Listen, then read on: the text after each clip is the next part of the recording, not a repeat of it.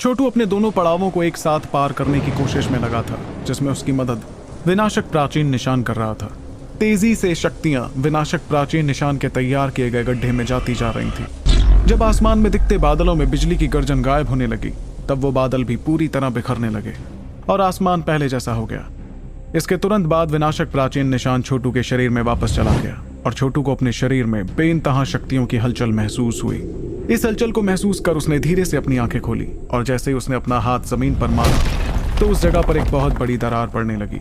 छोटू इस वक्त पहाड़ पर था और वो पहाड़ तक थोड़ा थोड़ा कांपने लगा। छोटू की आंखों में सुनहरी रोशनी नजर आ रही थी और बेइंतहा खतरनाक शक्तियां और अंदरूनी शक्तियां उसके आसपास भटक रही थी। यह सिलसिला कुछ देर तक चलता रहा, जिसके बाद वो धीरे धीरे बिखरने लगा। वो चमकती सुनहरी रोशनी धीरे धीरे गायब होने लगी, जिसके बाद छोटू धीरे से आंख भरते हुए खड़ा होने लगा। उसे देखकर इस बात का पता लगाया जा सकता था कि उसकी शक्तियां पहले से काफी बढ़ गई थीं।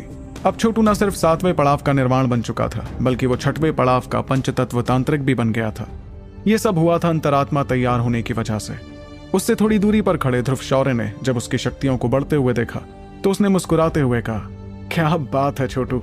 इस पर छोटू ने उसकी तरफ देखकर मुस्कुराते हुए उसका शुक्रिया अदा किया, क्योंकि अगर वो जादुई लिक्विड का अपना हिस्सा छोटू को नहीं देता तो छोटू ताकत का ये मुकाम कभी हासिल ही नहीं कर पाता, बल्कि वो तो अंतरात्मा भी तैयार नहीं कर पाता। वहीं उसकी बात पर ध्रुव शौर्य ने हाथ लहराते हुए कहा, शुक्रिया की कोई बात नहीं है छोटू, ये जादुई आत्माई लिक्विड मेरे किसी काम नहीं आने वाला था।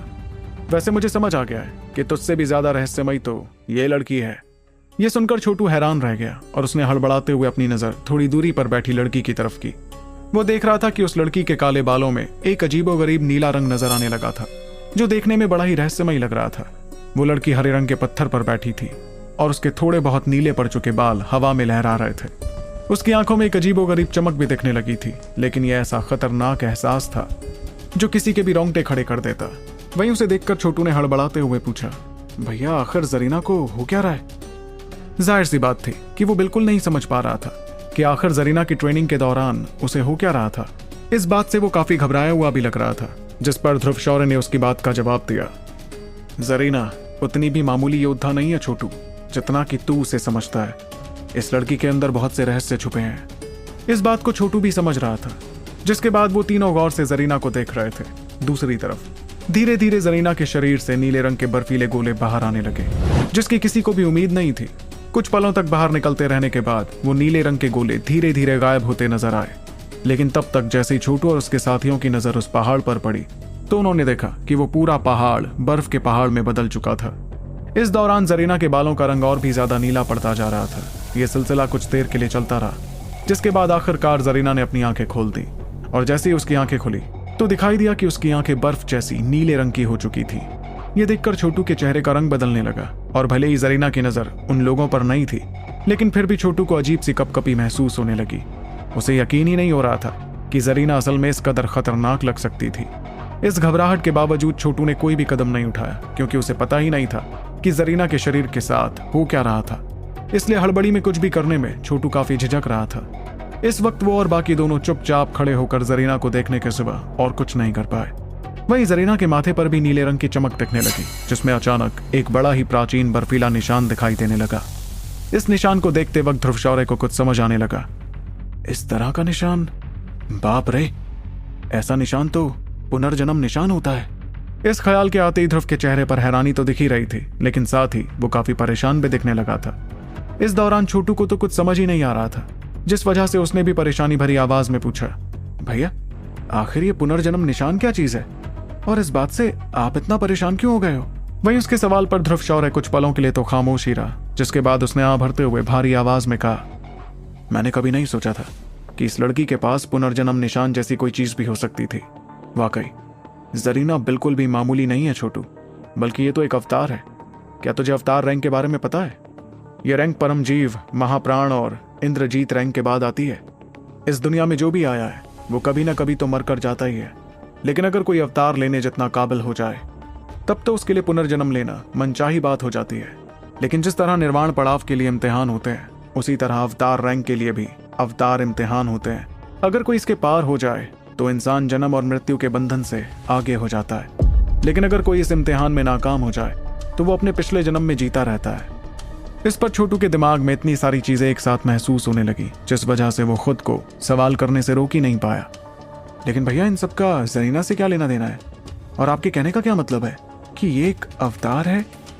छोटू को इस तरह सवालों के घेरे में परेशान होते देख ध्रुव शौर्य ने उसे समझाना शुरू किया। जो लोग अवतार रैंक पर पहुंच जाते हैं वो एक तरह से इस दुनिया के सबसे ताकतवर लोग हो जाते हैं, जिनका अपनी जिंदगी और मौत पर काबू होता है। एक तरह से देखा जाए तो वक्त या काल भी उनका कुछ नहीं बिगाड़ पाता।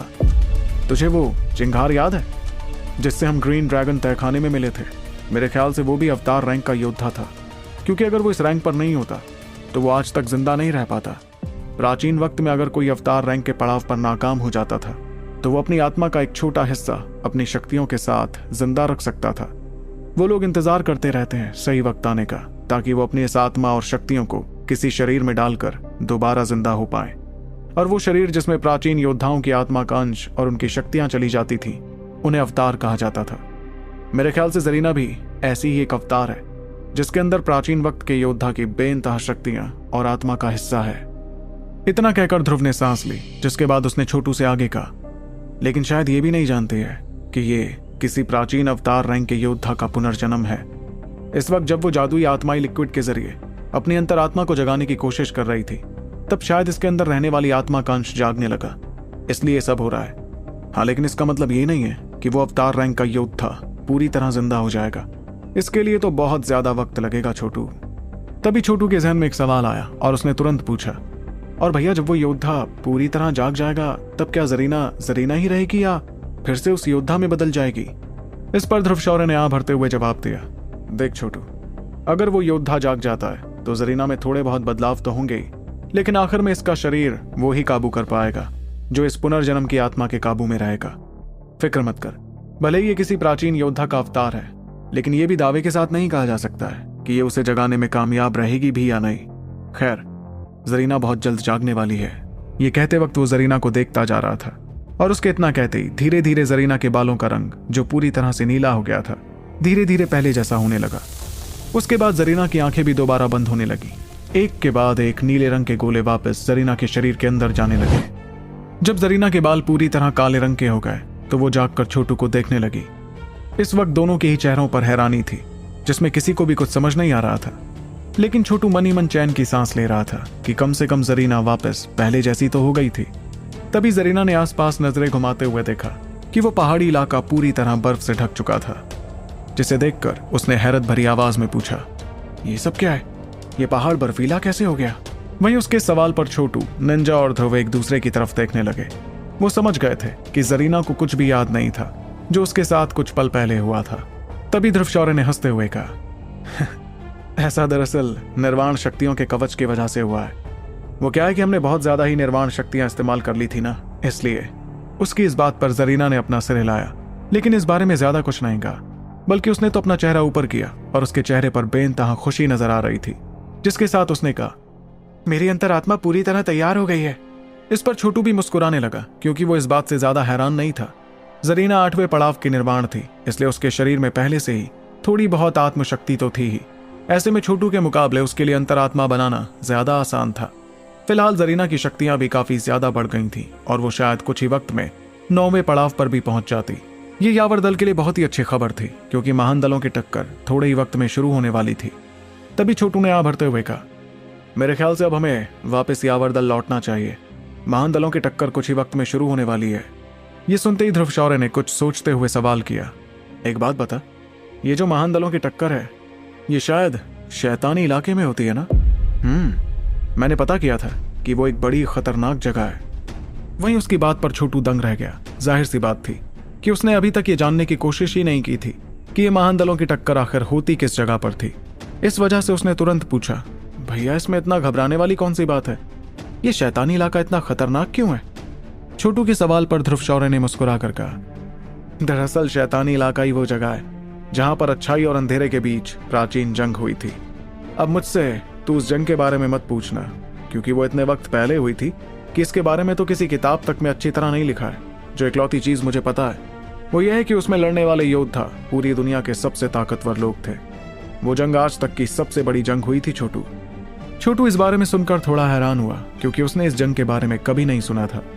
फिर अचानक उसे याद आने लगा कि उसने बहुत पहले जो नजारा देखा था, जिसमें इंसानों के खिलाफ एक काली शक्ति जंग कर रही थी, शायद ध्रुव उस जंग की ही बात कर रहा था। इतने में ध्रुव शौर्य ने उसे आगे बताया, जब वो जंग खत्म हुई थी तब पूरी दुनिया शैतानी शक्तियों से भर गई थी, जिसके चलते बहुत से खतरनाक शैतान तैयार हो गए थे। यही वजह है कि वो इलाका पूर्वी हिस्से के सबसे खतरनाक इलाकों में गिना जाता है। हर बार की महान दलों की टक्कर में बहुत से योद्धा मारे जाते हैं। हाँ, लेकिन जहां उस इलाके में खतरे बहुत ज्यादा हैं, वहीं उसमें छुपे खजाने भी बहुत हैं।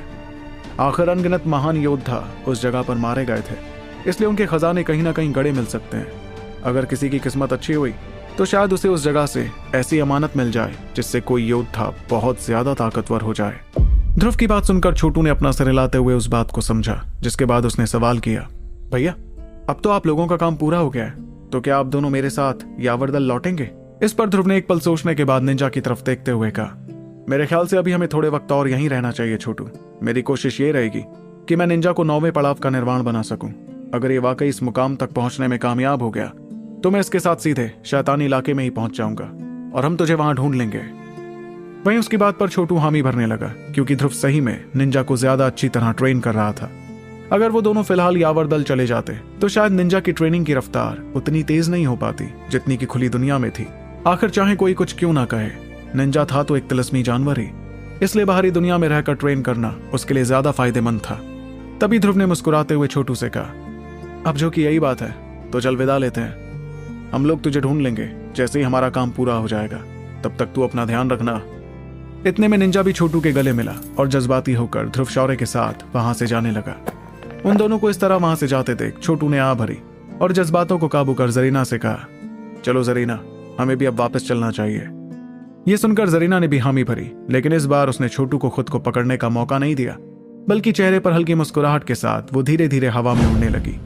वहीं उसे उड़ते देख छोटू भी यहाँ भरते हुए उसके पीछे जाने लगा। वो दोनों यावरदल लौटने लगे, क्योंकि वो दोनों अलग अलग जा रहे थे, इसलिए उन्हें यावरदल पहुंचने में दुगना वक्त लगने वाला था। आखिर जरीना को इस बार छोटू की मदद लेना सही नहीं लग रहा था, पर इसका फायदा ये हुआ कि वो लोग थोड़ा आराम करके भी आगे बढ़ सके। कुल मिलाकर उन्हें वापस लौटने में महीने भर का वक्त लग गया। कुछ शक्ति कवचों को पार करके जरीना के चेहरे पर मुस्कुराहट आ गई जब उसकी नजरों के सामने एक पहचानी हुई जगह दिखाई देने लगी। इस जगह को देखकर जरीना ने आवाज में खुशी के साथ कहा, हम लोग आखिरकार वापस आ ही गए। छोटू भी उस जगह को देखने लगा और अंदर ही अंदर चैन की सांस लेने लगा। आखिर इस जगह पर वो जितना सुरक्षित महसूस करता था उतनी सुरक्षित कोई और जगह नहीं थी। इतने में छोटू ने थोड़ी दूरी पर हवा के झोंके देखे और बहुत से लोगों को अपनी तरफ आते हुए देख जरीना से कहा, मेरे ख्याल से तुम्हें जल्द से जल्द आसमानी हिस्से लौट जाना चाहिए। मैं भी शून्य हिस्से पहुंचता हूं और बुजुर्ग चंगेजा को इस बात का सबूत दे देता हूं कि मैं अब तक जिंदा हूं। वहीं हवा के झोंकों की तरफ नजरें घुमाते हुए जरीना के चेहरे पर घबराहट नजर आने लगी, जिसके साथ उसने हड़बड़ा कर कहा, यह तो बहुत बुरा हुआ। ये तो यावरदल के रक्षक है। मेरे ख्याल से ये हमें घुसपैठिया समझकर हमें पकड़ने आ रहे हैं। बाप रे बाप, हमारे पास तो कोई बुजुर्ग भी नहीं है जो हमारी मदद कर सके। अब हम क्या करेंगे? तो क्या होगा जब छोटू और जरीना पहुंचेंगे वापस यावरदल, और क्या उन्हें दैव्य वीणा चुराने की सजा दी जाएगी? जानने के लिए आपको सुनना होगा सुपर योद्धा, सिर्फ पॉकेट एफएम पर। छोटू के चेहरे पर परेशानी नजर आ रही थी, जिसमें वो हड़बड़ा कर अपनी तरफ आते रक्षकों को देखने लगा। अंदर ही अंदर उसे ऐसा लग रहा था कि शायद वो लोग उसे और जरीना को कोई नुकसान पहुंचाने के लिए नहीं आ रहे थे। तभी उन रक्षकों में सबसे आगे खड़े लड़के ने कहा, ध्रुव, जरीना, तुम दोनों को लीडर महेंद्र ने तुरंत अपने पास बुलाया है। यह सुनकर छोटू ने चैन की सांस ली और वो जरीना का हाथ पकड़कर वहां से सीधे लीडर महेंद्र से मिलने के लिए जाने लगा। लेकिन तभी जरीना को उस रक्षक की आवाज सुनाई पड़ी, एक बात और जरीना, बुजुर्ग सालार ने कहा है कि तुम जल्द से जल्द दैव्य वीणा वापस उसकी जगह पर रख दो। उस लड़के की यह बात सुनते ही जरीना के चेहरे का रंग बदलने लगा। उसने हड़बड़ाकर खुद से कहा, मारी गई। इस बार तो बुजुर्ग सालार मुझे बिल्कुल माफ नहीं करने वाले।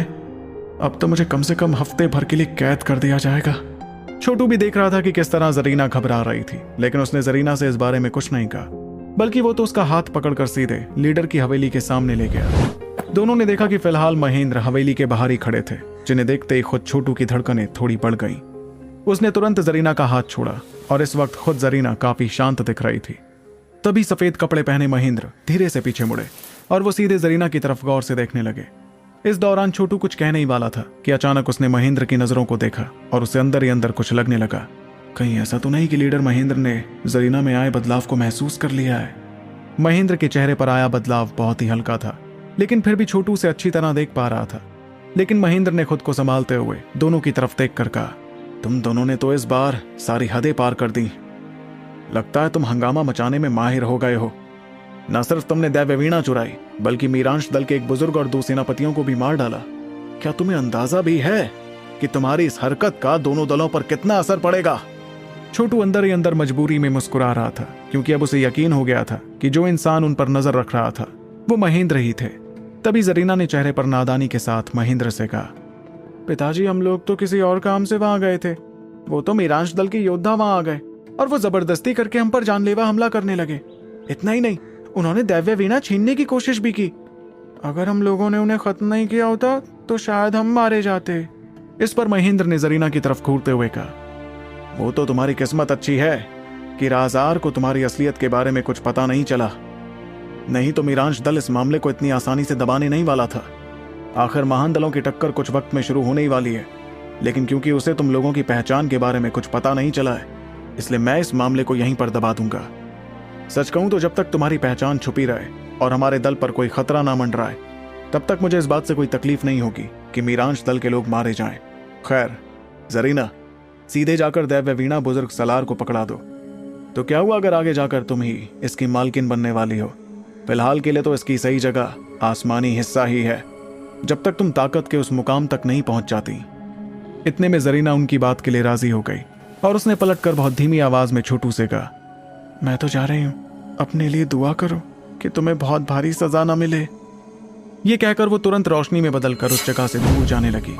वहीं उसकी बात सुनकर छोटू मजबूरी में अपना सिर हिलाने के सिवाय और कुछ नहीं कर सका। इतने में महेंद्र ने भी जरीना को वहां से जाते हुए देखा, जिसके बाद वो बिना किसी मुस्कुराहट के छोटू को देखने लगे। एक पल खामोश रहने के बाद उन्होंने अचानक पूछा, क्या तुम्हें भी पता चला कि जरीना के साथ क्या होता है? मुझे इस चीज का एहसास तभी हो गया था जब जरीना बहुत छोटी थी, लेकिन मैंने बिल्कुल नहीं सोचा था कि ये उस प्राचीन आत्मा से तब संपर्क बना सकेगी जिस दौरान ये अपनी अंतरात्मा तैयार कर रही होगी। मैं ये भी सोचकर हैरान रह गया था कि ये लड़की असल में एक प्राचीन ताकतवर योद्धा की अवतार है। बस मुझे ये नहीं पता कि वो कौन सा प्राचीन योद्धा है जिसकी आत्मा इस जन्म में इसके शरीर में है। इस दौरान छोटू चुपचाप खड़ा महेंद्र के चेहरे की परेशानी को देख रहा था। वो समझ रहा था कि जरीना के पुनर्जन्म होने की वजह से अंदर ही अंदर खुद महेंद्र भी काफी परेशान थे। इतने में महेंद्र ने छोटू के ख्यालों को समझते हुए मुस्कुराकर उससे कहा, इतने सारे ख्याल अपने दिमाग में लाना बंद करो ध्रुव। चाहे जरीना आगे जाकर कुछ क्यों ना बन जाए, ये रहेगी तो मेरी बेटी ही। अगर वाकई ऐसा वक्त आया जब उस प्राचीन योद्धा की आत्मा इस पर हावी होने की कोशिश करने लगेगी, तो मैं इस बात का ध्यान रखूंगा कि तब भी जरीना की आत्मा उस पर ही भारी पड़े। मैं इस लड़की का बाप हूं, इसलिए चाहता हूं कि ये भी बाकी मामूली लड़कियों की तरह ही रहे। लेकिन अगर मैं दल के लीडर की तरफ से बात करूं तो इसका इतना ताकतवर होना दल के लिए बहुत अच्छा होगा। इस वक्त छोटू देख रहा था कि कैसे महेंद्र एक पिता और दल के लीडर के बीच के असमंजस में पड़े हुए थे। इस वजह से छोटू को काफी बुरा भी लगा। वहीं महेंद्र ने मुस्कुराते हुए छोटू के कंधों को थपथपाया और उससे कहा, सच कहूं तो तुमने जरीना की अंतरात्मा को तैयार करने में मदद की है, इसके लिए मैं तुम्हारा शुक्रगुजार हूं। और हां, जिस तरह तुमने मीरांश दल के खास योद्धाओं को खत्म किया, वो भी काबिले तारीफ है। मैंने देखा था कि राजार के चेहरे पर कितनी नाराजगी थी, जिसे देखकर मेरे दिल को बहुत सुकून पहुंचा था। महेंद्र की बात पर छोटू ने हल्की हंसी के साथ कहा, लीडर, ये मामला ऐसे मोड़ तक इसलिए पहुंचा क्योंकि मीरांश दल वालों ने इस मामले में टांग अड़ाने की गलती की थी। हम तो सिर्फ सुनहरे उल्लू से जादुई आत्माई लिक्विड हासिल करने गए थे। मीरांश दल वालों को खत्म करने का हमारा पहले से कोई इरादा नहीं था, बल्कि उन लोगों ने ही हम पर पहले हमला किया, जिसके जवाब में हमें मजबूर होकर उन्हें खत्म करना पड़ा।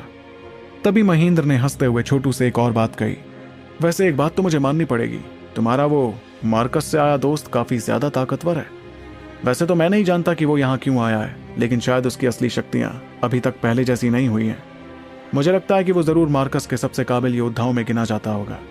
तुम्हारे दोस्तों के भी क्या कहने, एक प्राचीन ज्वाला शेर तो दूसरा मार्कस से आया योद्धा।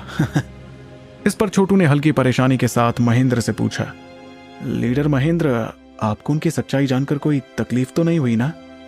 वहीं उसके सवाल पर महेंद्र ने हंसते हुए जवाब दिया, वीरांग ने मुझे बताया था कि तुमने मीरांश दल छोड़कर हमारा यावर दल इसलिए चुना क्योंकि तुम अपने दोस्तों की सुरक्षा चाहते थे। अगर इन दोनों से मेरी कोई दुश्मनी होती तो मैं पहले ही तुम्हें यहाँ से भगा नहीं चुका होता। तुम्हारे जैसे काबिल योद्धा के लिए तो मुझे थोड़ी बहुत चीजें झेलनी ही पड़ती हैं। खैर, महान दलों के टक्कर में अब सिर्फ महीने भर का वक्त बाकी रह गया है। मेरे ख्याल से तुम्हें ट्रेनिंग के लिए निकल जाना चाहिए और इस वक्त का पूरा फायदा उठाना चाहिए। और हाँ, गलती से भी जरीना के पुनर्जन्म होने की खबर किसी तक मत पहुंचाना। अगर गलती से भी मीरांश दल तक ये बात पहुंच गई तो वो चुपके से जरीना पर जानलेवा हमला कर देंगे। आखिर जरीना के पूरी तरह अवतार बनने पर मीरांश दल को ही सबसे ज्यादा मुश्किल जो होगी। ये सुनकर छोटू उनकी बात के लिए हामी भरने लगा। उसके बाद उसने देखा कि महेंद्र ने अपना हाथ लहराते हुए उसे जाने का इशारा किया। ये इशारा देखकर छोटू भी वहां और देर न रुककर सीधे रोशनी में बदल कर चला गया। छोटू के जाने के बाद उस जगह पर कुछ देर की खामोशी बरकरार रही, जिसके बाद महेंद्र आह भरने लगे। तभी अचानक उनके पीछे की जगह पर धुंधलाहट नजर आने लगी और उसमें से नीले रंग के कपड़े पहना एक बूढ़ा आदमी आगे आया, जिसने मुस्कुराकर महेंद्र से कहा, तुम्हें तो पहले ही पता था कि जरीना किसी प्राचीन योद्धा की अवतार है, ऐसे में तुम इतने परेशान क्यों दिख रहे हो? इस पर महेंद्र ने अपना सिर हिलाकर आवाज में मजबूरी के साथ कहा, मैं इस बारे में जानता तो था, लेकिन मुझे नहीं लगा था कि जरीना अपनी उस प्राचीन आत्मा के संपर्क में इतनी जल्द आ जाएगी। खैर, अब जो कि वो आत्मा जरीना के संपर्क में आ ही गई है, इसलिए आगे जाकर जरूर उसके जागने की उम्मीद बहुत ज्यादा बढ़ जाएगी। मैं तो बस इस चीज की दुआ करूंगा कि जरीना बहुत ज्यादा ना बदल जाए।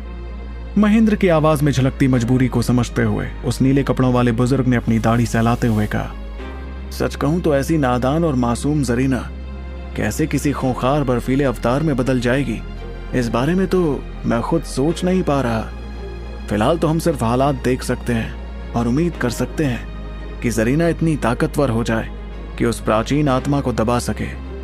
नहीं तो क्या होगा, ये तुम अच्छी तरह से जानते हो।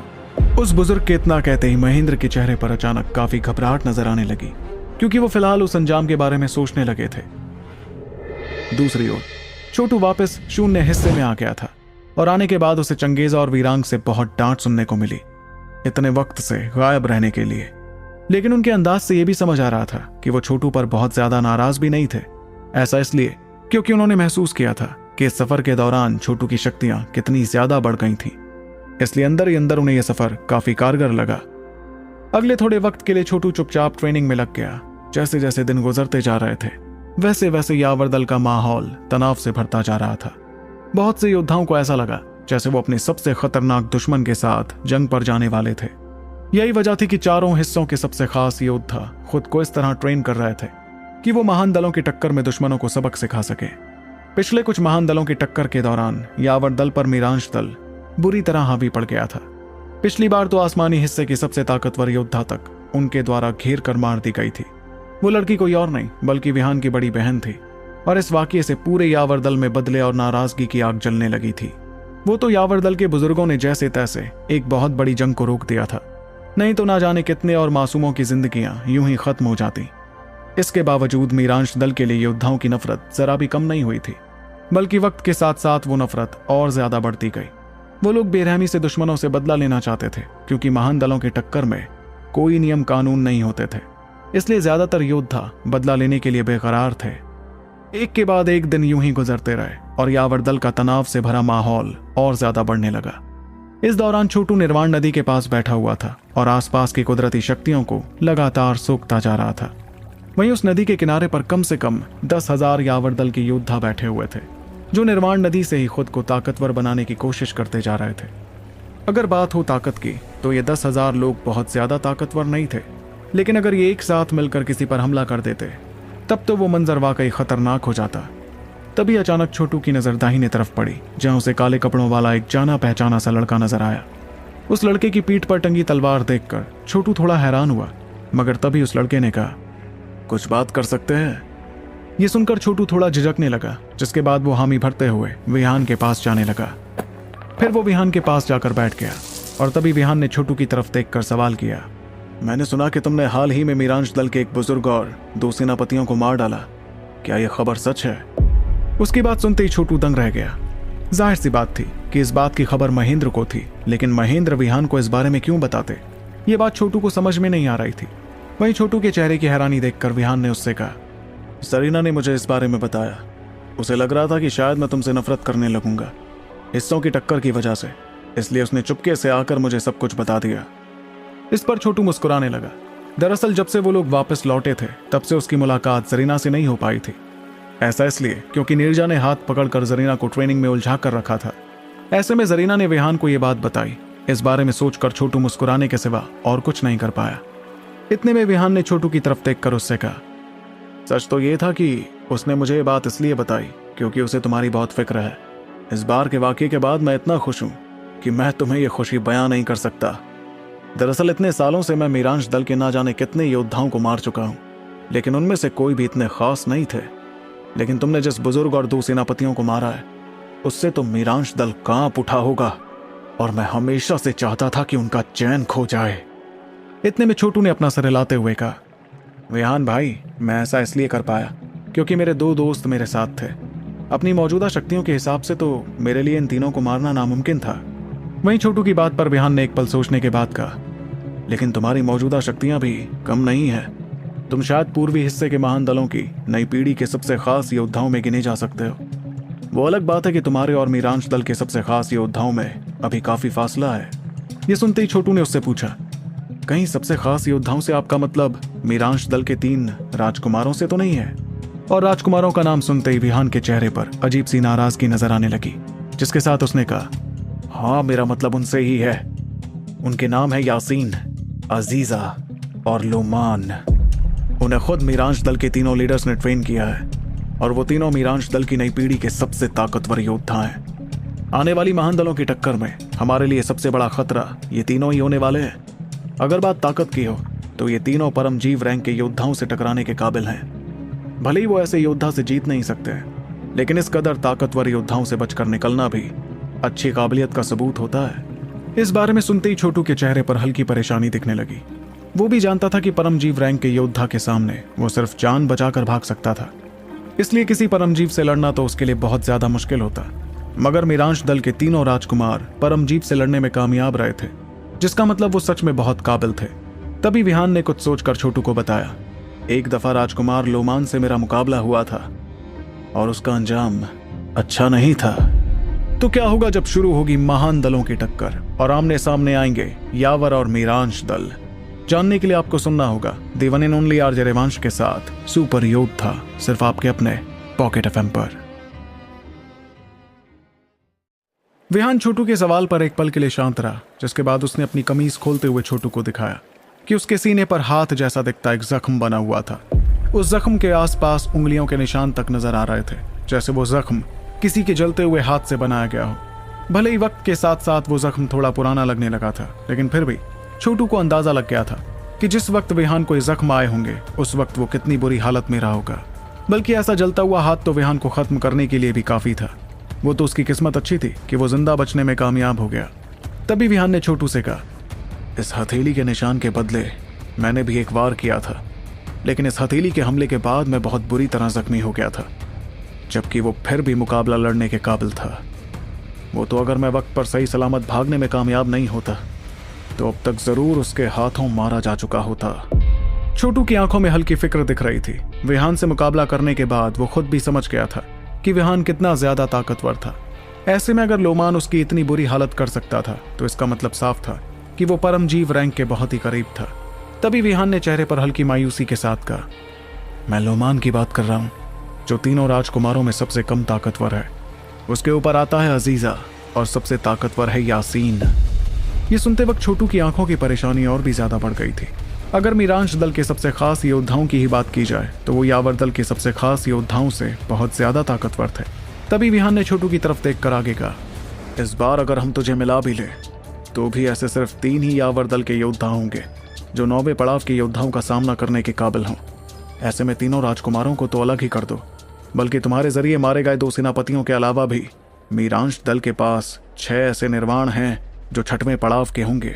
छोटू ये सुनकर मजबूर महसूस करने लगा, क्योंकि वाकई दोनों महान दलों की नई पीढ़ी के योद्धाओं के बीच बहुत बड़ा फासला था। तभी छोटू ने आ भरते हुए कहा, ऐसा लग रहा है कि आने वाली महान दलों की टक्कर में हमारे यावर दल के लिए चीजें बिल्कुल भी आसान नहीं होने वाली हैं। वैसे तीनों राजकुमारों के अलावा बाकी महान दलों के क्या हाल हैं? मेरा मतलब है कि उन दलों में कौन से ताकतवर योद्धा मौजूद हैं? छोटू के सवाल पर विहान ने उसे बताना शुरू किया। बाकी 6 महान दलों से निपटना भी कोई आसान काम नहीं होने वाला है ध्रुव। उनके योद्धाओं की शक्तियां भी बहुत ज्यादा हैं। लेकिन अगर बात की जाए सबसे काबिल योद्धा की, तो वो होगी स्वर्गराज शुद्धि दल की अरण्या। पूर्वी हिस्से की नई पीढ़ी के सबसे काबिल योद्धाओं में अरण्या को गिना जाता है। और वो किसी मायने में तीनों राजकुमारों से कमजोर नहीं है, बल्कि वो तो इतनी ज्यादा काबिल योद्धा है कि स्वर्गराज शुद्धि दल की लीडर ने उसे अभी ही चुन लिया है उस महान दल की अगली लीडर बनने के लिए। मुझे याद है कि नीरजा ने एक दफा अरण्या से मुकाबला किया था, लेकिन नीरजा उससे बहुत बुरी तरह हार गई थी। पर अगर बात रिश्तों की हो तो हमारे यावर दल और स्वर्गराज शुद्धि दल का रिश्ता काफी अच्छा है। इसलिए जब तक कोई बहुत बड़ा हादसा नहीं होता है तब तक ना हम उन पर हमला करेंगे और ना ही वो हम पर। यह अलग बात है कि अगर हम दोनों दल साथ आ जाएं तब तो ये हमारे लिए बहुत खुशी की बात होगी। अरण्या बहुत ही ज्यादा ताकतवर है, कम से कम लोमान तो उससे बुरी तरह हार ही जाएगा। ऐसा कहते वक्त कहीं ना कहीं वो छोटू को यह भी बता रहा था कि अरण्या उससे भी ज्यादा काबिल थी। अरण्या का जिक्र करते वक्त विहान ने छोटू के चेहरे पर उमड़ते जज्बातों को देखा, जिससे वो थोड़ा हैरान भी हुआ था। लेकिन फिर उसने इस बारे में ज्यादा कुछ ना सोचते हुए इस बात को वहीं छोड़ दिया। तभी विहान ने छोटू से कहा, बाकी महान दलों में भी कुछ जाने माने और ताकतवर नई पीढ़ी के योद्धा हैं, इसलिए इस बार की महान दलों की टक्कर वाकई काफी दिलचस्प होने वाली है। ना जाने हमारा यावर दल इस बार कैसा नतीजा लाने में कामयाब होगा। वक्त गुजरता गया और यावर दल में अनगिनत योद्धा इकट्ठा हो गए थे। सभी फिलहाल मंच की तरफ देखते जा रहे थे, जहां सैकड़ों योद्धा खड़े थे। उनके शरीर से ढेर सारी शक्तियां निकलती जा रही थी, जिससे आसपास की जगह पूरी तरह से ढक गई थी। ये सभी वो योद्धा थे जो कम से कम 6वें पड़ाव के निर्माण थे और ये चारों हिस्सों से आए थे। देखा जाए तो यही योद्धा यावर दल की तरफ से महान दलों की टक्कर में हिस्सा लेने वाले थे। इन लोगों में छोटू भी था, जिसके पीछे खड़े थे पिनाकिन और शून्य हिस्से के बाकी खास योद्धा। हिस्सों की टक्कर के बाद यावर दल में छोटू का ओहदा काफी ऊंचा हो गया था, इसलिए ना सिर्फ शून्य हिस्से वाले उसकी बात मानने लगे थे, बल्कि वो सभी उसकी बहुत ज्यादा इज्जत करते थे। इस वक्त सभी लोग महान दलों की टक्कर के लिए शैतानी इलाके में जाने के लिए तैयार हो गए थे। शून्य हिस्से के योद्धाओं में सबसे आगे खड़ा छोटू अपनी नजरें घुमाने लगा और उसे आसमानी हिस्से में सबसे आगे खड़ी जरीना नजर आई। जरीना ने भी छोटू की यहाँ वहां होती निगाहों को देखा, जिसके साथ ही उसके चेहरे पर हल्की मुस्कुराहट आ गई। जरीना को मुस्कुराते देख छोटू भी मुस्कुराने लगा कि तभी उसे मंच के पास हवा के झोंके सुनाई देने लगे। उस जगह पर कुछ लोग आ गए थे, जिसमें सबसे आगे खड़े थे यावर दल के लीडर महेंद्र। उनके पीछे चारों हिस्सों के लीडर्स और उनके साथी थे। जैसे ही महेंद्र वहां आए तो अचानक से वहां होता शोर शांति में बदल गया। सभी की इज्जत से भरी नजरें महेंद्र की तरफ ही देख रही थी। उसने एक नजर सैकड़ों योद्धाओं की तरफ देखकर सभी के सामने कहा, यावर दल का योद्धा होने के नाते मेरे ख्याल से सभी लोगों को पता होगा कि महान दलों की टक्कर कितनी खतरनाक और जानलेवा टक्कर है। इस बार भी ये टक्कर कहीं से भी दोस्ताना नहीं होने वाली है। अगर आप किसी पर यकीन कर सकते हो तो वो सिर्फ आपके दल वाले ही होंगे। मैं आज कुछ ज्यादा नहीं कहूंगा, सिर्फ इतना कहूंगा कि जितने भी लोग हमारे यावर दल से इस टक्कर के लिए शैतानी इलाके में जा रहे हैं, वापस आते वक्त भी इतने ही लोग रहें। ये कहते वक्त महेंद्र की आवाज में हल्की परेशानी थी, जिसके साथ वो एक एक योद्धा को देखने लगे। वो भी जानते थे कि सभी योद्धाओं के चेहरे वापस लौटने पर बदले हुए होंगे। अगर वो वापस आने में कामयाब होते तो जाहिर सी बात थी कि दल के मान की रक्षा करना बहुत खतरों से भरा होता था। तभी महेंद्र ने महान दलों की टक्कर में शामिल होने वाले सभी योद्धाओं से आगे कहा, इस टक्कर के दौरान यावर दल के योद्धाओं की लीडर होगी नीरजा और ध्रुव और विहान उसके साथ ही रहेंगे। मैं उम्मीद करता हूं कि तुम तीनों इस बात की जिम्मेदारी लो कि हमारे दल का एक भी योद्धा अपनी जान न गंवाए। उनकी बात सुनकर नीरजा, छोटू और विहान ने अपने अपने सिर हिलाए और उनके चेहरों पर हल्की फिक्र दिख रही थी। ऐसा इसलिए क्योंकि उन्हें भी पता था कि वो काम बिल्कुल भी आसान नहीं होने वाला था। इतने में महेंद्र ने आगे कहा, इस बार चारों हिस्सों के लीडर्स तुम लोगों के साथ शैतानी इलाके तक जाएंगे, लेकिन वहां जाने के बाद तुम लोगों को खुद के भरोसे ही रहना होगा। क्या तुम लोग तैयार हो इस खतरों से भरे सफर में जाने के लिए? खतरों के बावजूद कोई भी योद्धा पीछे हटने को तैयार नहीं था, जिसे देखकर महेंद्र के चेहरे पर मुस्कुराहट आ गई। फिर उन्होंने धीमी आवाज में सभी से कहा, अगर हर कोई तैयार है तो तुम सभी को जाना चाहिए। हमारा दल तुम सभी योद्धाओं का इंतजार करेगा कि तुम यावर दल का नाम रोशन करके आओ। विजयी भवा।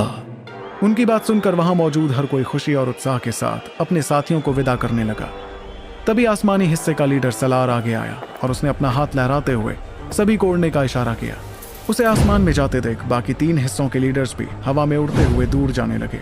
जब यावर दल के चारों हिस्सों के योद्धाओं ने उन्हें जाते हुए देखा तो वो भी बिना देर किए एक के बाद एक हवा में उड़ने लगे। सभी के एक साथ हवा में उड़ने पर आसमान शक्तियों से भर गया और कांपने लगा। इस दौरान योद्धाओं को अपने शरीर में बहता हुआ खून भी तेजी से बहता हुआ महसूस होने लगा।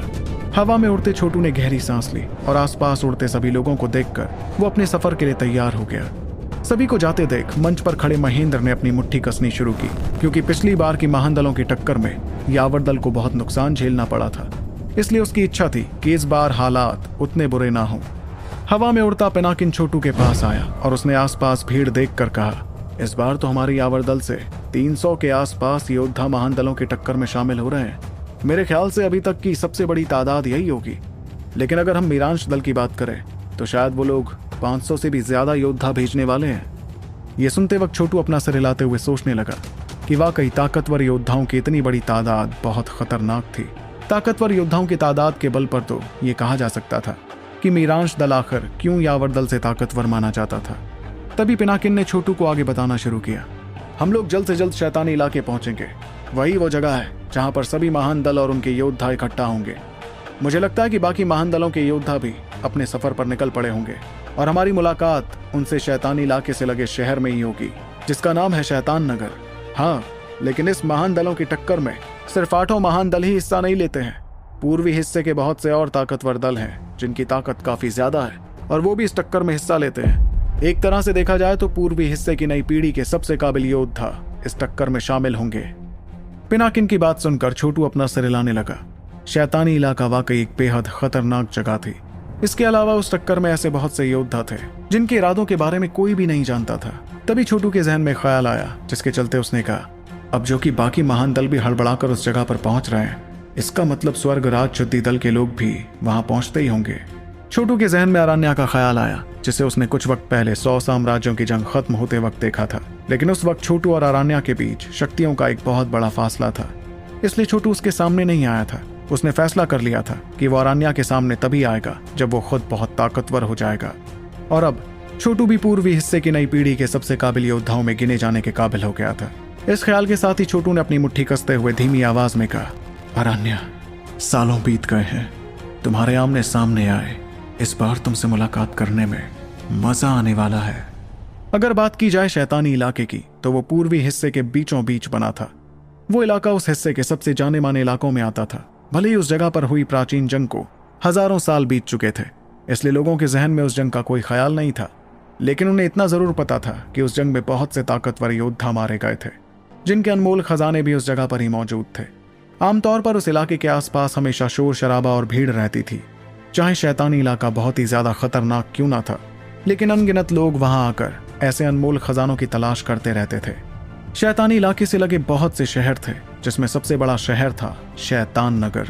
शैतान नगर में हर जगह से आए तरह तरह के लोग मौजूद थे, पर किसी का भी इस शहर पर राज नहीं था। यहाँ बस एक ही नियम था कि यहाँ ताकतवर की तूती बोलती थी।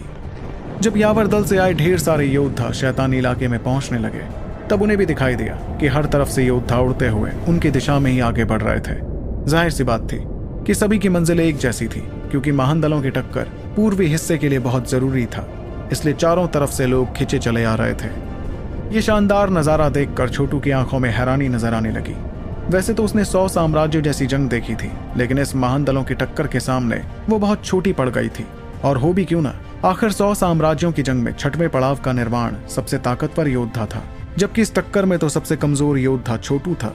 इतने में पिनाकिन ने छोटू से कहा, हम लोग शैतानी इलाके में पहुंच चुके हैं ध्रुव। मेरे ख्याल से हम जल्द शैतान नगर पहुंच जाएंगे। तुम्हारी ये हैरानी और ज्यादा बढ़ जाएगी जब तुम्हें वो शहर नजर आएगा।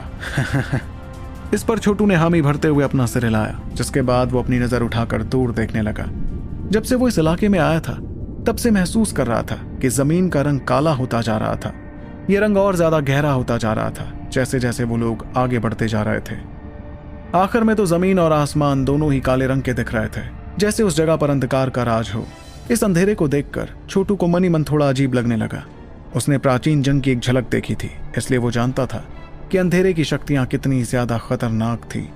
और कोई नहीं जानता था कि इस इलाके के अंधेरे में कौन से खतरनाक रहस्य छुपे हुए थे। जिस दौरान छोटू इस बारे में सोचता जा रहा था, उतने में सभी लोग आगे बढ़ते गए और तकरीबन 10 मिनट बाद सभी के सामने एक बड़ा सा पहाड़ नजर आने लगा। उस पहाड़ से बहुत ज्यादा शोर सुनाई दे रहा था, जिसके चलते छोटू का ध्यान भी उस जगह की ओर गया। उसे देखा कि पहाड़ पर एक बहुत बड़ा शहर बसा हुआ था जिसमें चारों तरफ लोग ही लोग दिखाई दे रहे थे। इतना ही नहीं, उस जगह का शोर इतना ज्यादा था कि किसी भी इंसान को अपनी आवाज तक सुनाई नहीं दे रही थी। इतने में सबसे आगे खड़े सलार ने सभी योद्धाओं को समझाते हुए कहा, यही है शैतान नगर, सभी लोग मेरे पीछे रहना, क्योंकि इस शैतान नगर में तरह तरह के लोग रहते हैं, इसलिए हम सभी को संभल कर रहना होगा। अपनी बात कहकर सलार ने एक नजर चंगेजा और बाकी हिस्सों के लीडर्स की तरफ देखा, जिसके बाद वो तेज रफ्तार में सीधे उस शहर के अंदर घुसने लगा। भले ही वो शहर ढेर सारे लोगों से भरा हुआ था, लेकिन यावर दल के इतने सारे योद्धाओं के एक साथ आ जाने पर सभी की नजरें उन पर हो गईं। आखिर इतने सारे ताकतवर योद्धाओं का एक साथ आना थोड़ा खास तो था ही। यही वजह थी कि उनके आने पर भीड़ में बातें होने लगी कि तभी जांगर ने चेहरे पर नाराजगी के साथ अपने दांत पीसते हुए कहा, इन मिराज दल वालों की तो ऐसी की तैसी। अगर इस बार की महान दलों की टक्कर में मैंने कुछ मिराज दल के योद्धाओं को नहीं मारा तो मैं वापस लौटकर शून्य हिस्से वालों को क्या मुंह दिखाऊंगा। ये सुनकर छोटू के चेहरे पर हल्की मजबूरी भरी मुस्कुराहट आ गई। वो भी समझ रहा था कि यावर दल और मीरांश दल के बीच कितनी गहरी दुश्मनी थी। इससे साफ हो गया था कि शैतानी इलाके में अगर वो दोनों महान दल आमने सामने आ जाते तो शांति तो दूर दूर तक दिखाई नहीं देती। लेकिन सलार और बाकी तजुर्बेदार लोगों के चेहरों पर कोई नाराजगी नहीं थी। मगर जैसे ही वो लोग शहर में अंदर घुसे तो अचानक उन्हें कुछ महसूस हुआ और उनकी नजरें एक साथ आसमान की तरफ हुई। उस जगह पर उन्हें हवा के झोंके सुनाई पड़ रहे थे और साथ ही ढेर सारे लोग शहर के अंदर आते हुए दिखने लगे। वो सभी लोग काले रंग के कपड़े पहने थे और उनके शरीर से बड़ी अजीबोगरीब शक्ति महसूस की जा सकती थी। छोटू भी उन्हें देखकर थोड़ा हैरान दिख रहा था कि तभी पिनाकिन ने उनकी तरफ इशारा करते हुए छोटू को बताया, ये लोग पुतला सागर दल के लोग हैं ध्रुव। तो क्या होने वाला छोटू के इस रोमांचक सफर में आगे जानने के लिए आपको सुनना होगा सुपर योद्धा, सिर्फ पॉकेट एफएम पर। छोटू के चेहरे पर हल्की परेशानी थी, जिसके साथ वो पुतला सागर दल के लोगों को देख रहा था। पुतला सागर दल भी 8 महान दलों में से एक था, लेकिन उनका मुकाबला करने का तरीका बाकियों से बहुत ज्यादा अलग था। और तो और उन लोगों से लड़ना भी बहुत ज्यादा मुश्किल था। ऐसा इसलिए क्योंकि पुतला सागर दल के हर योद्धा के पास एक ना एक बीज शक्ति पुतला होता था। और क्योंकि छोटू के पास एक पुतला था, इसलिए वो जानता था कि ऐसे बीज शक्ति पुतलों से निपटना कितना ज्यादा मुश्किल हो सकता था। तभी पिनाकिन ने सामने खड़े लड़के की तरफ इशारा करते हुए कहा, ध्रुव, तुम्हें वो लड़का दिख रहा है जो सबसे आगे खड़ा है? अगर मेरा मानना गलत नहीं है तो वही है पुतला सागर दल की नई पीढ़ी का सबसे होनहार योद्धा गुलशन।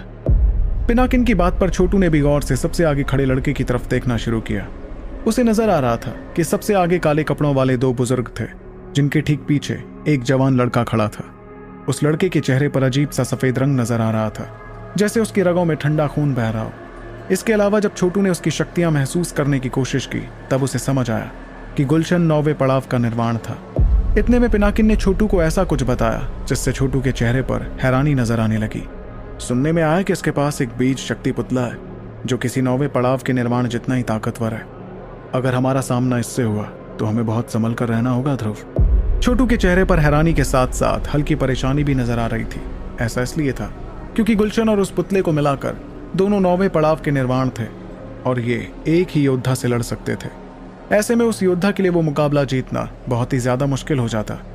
जिस दौरान छोटू उसकी तरफ देख रहा था उस वक्त गुलशन को भी कुछ महसूस हुआ और उसने भी अपनी नजरें छोटू की तरफ घुमाई।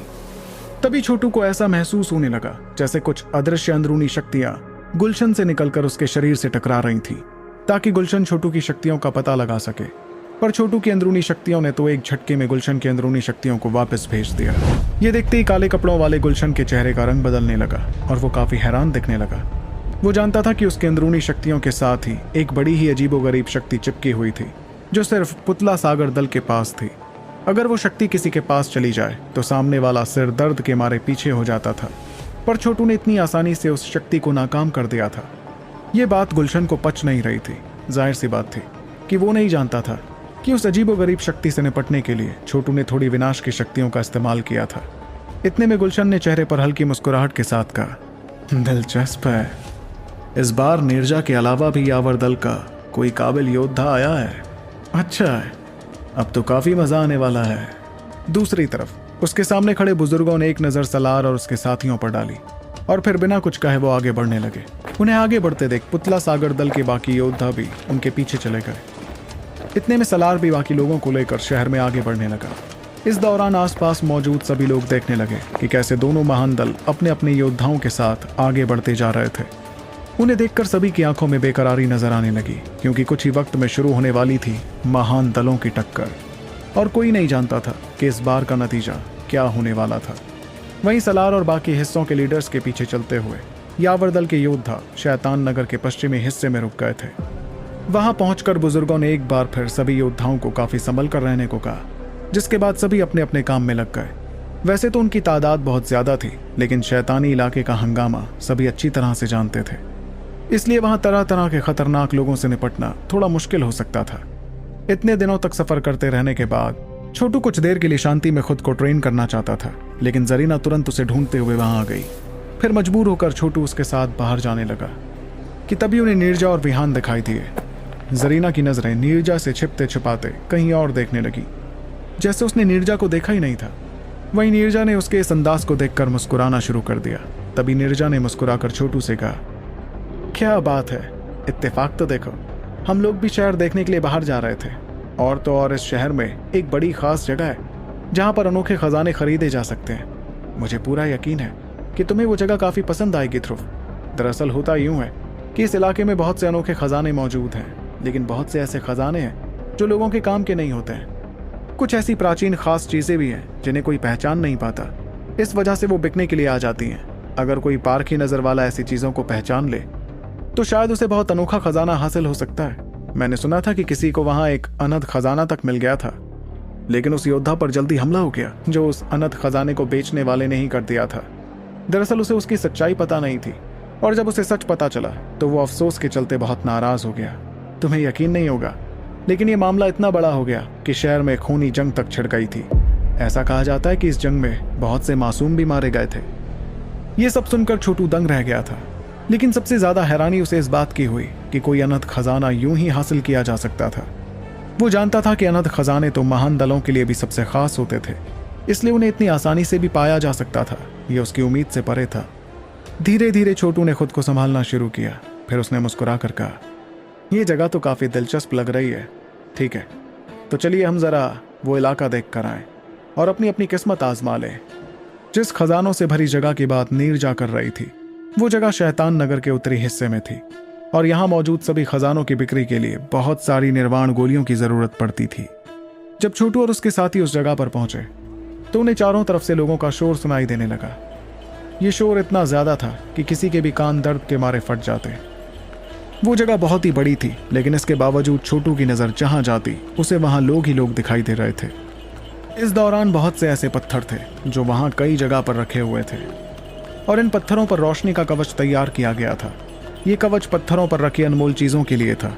उनके दूसरी तरफ इन अनोखी चीजों के मालिक बैठे हुए थे।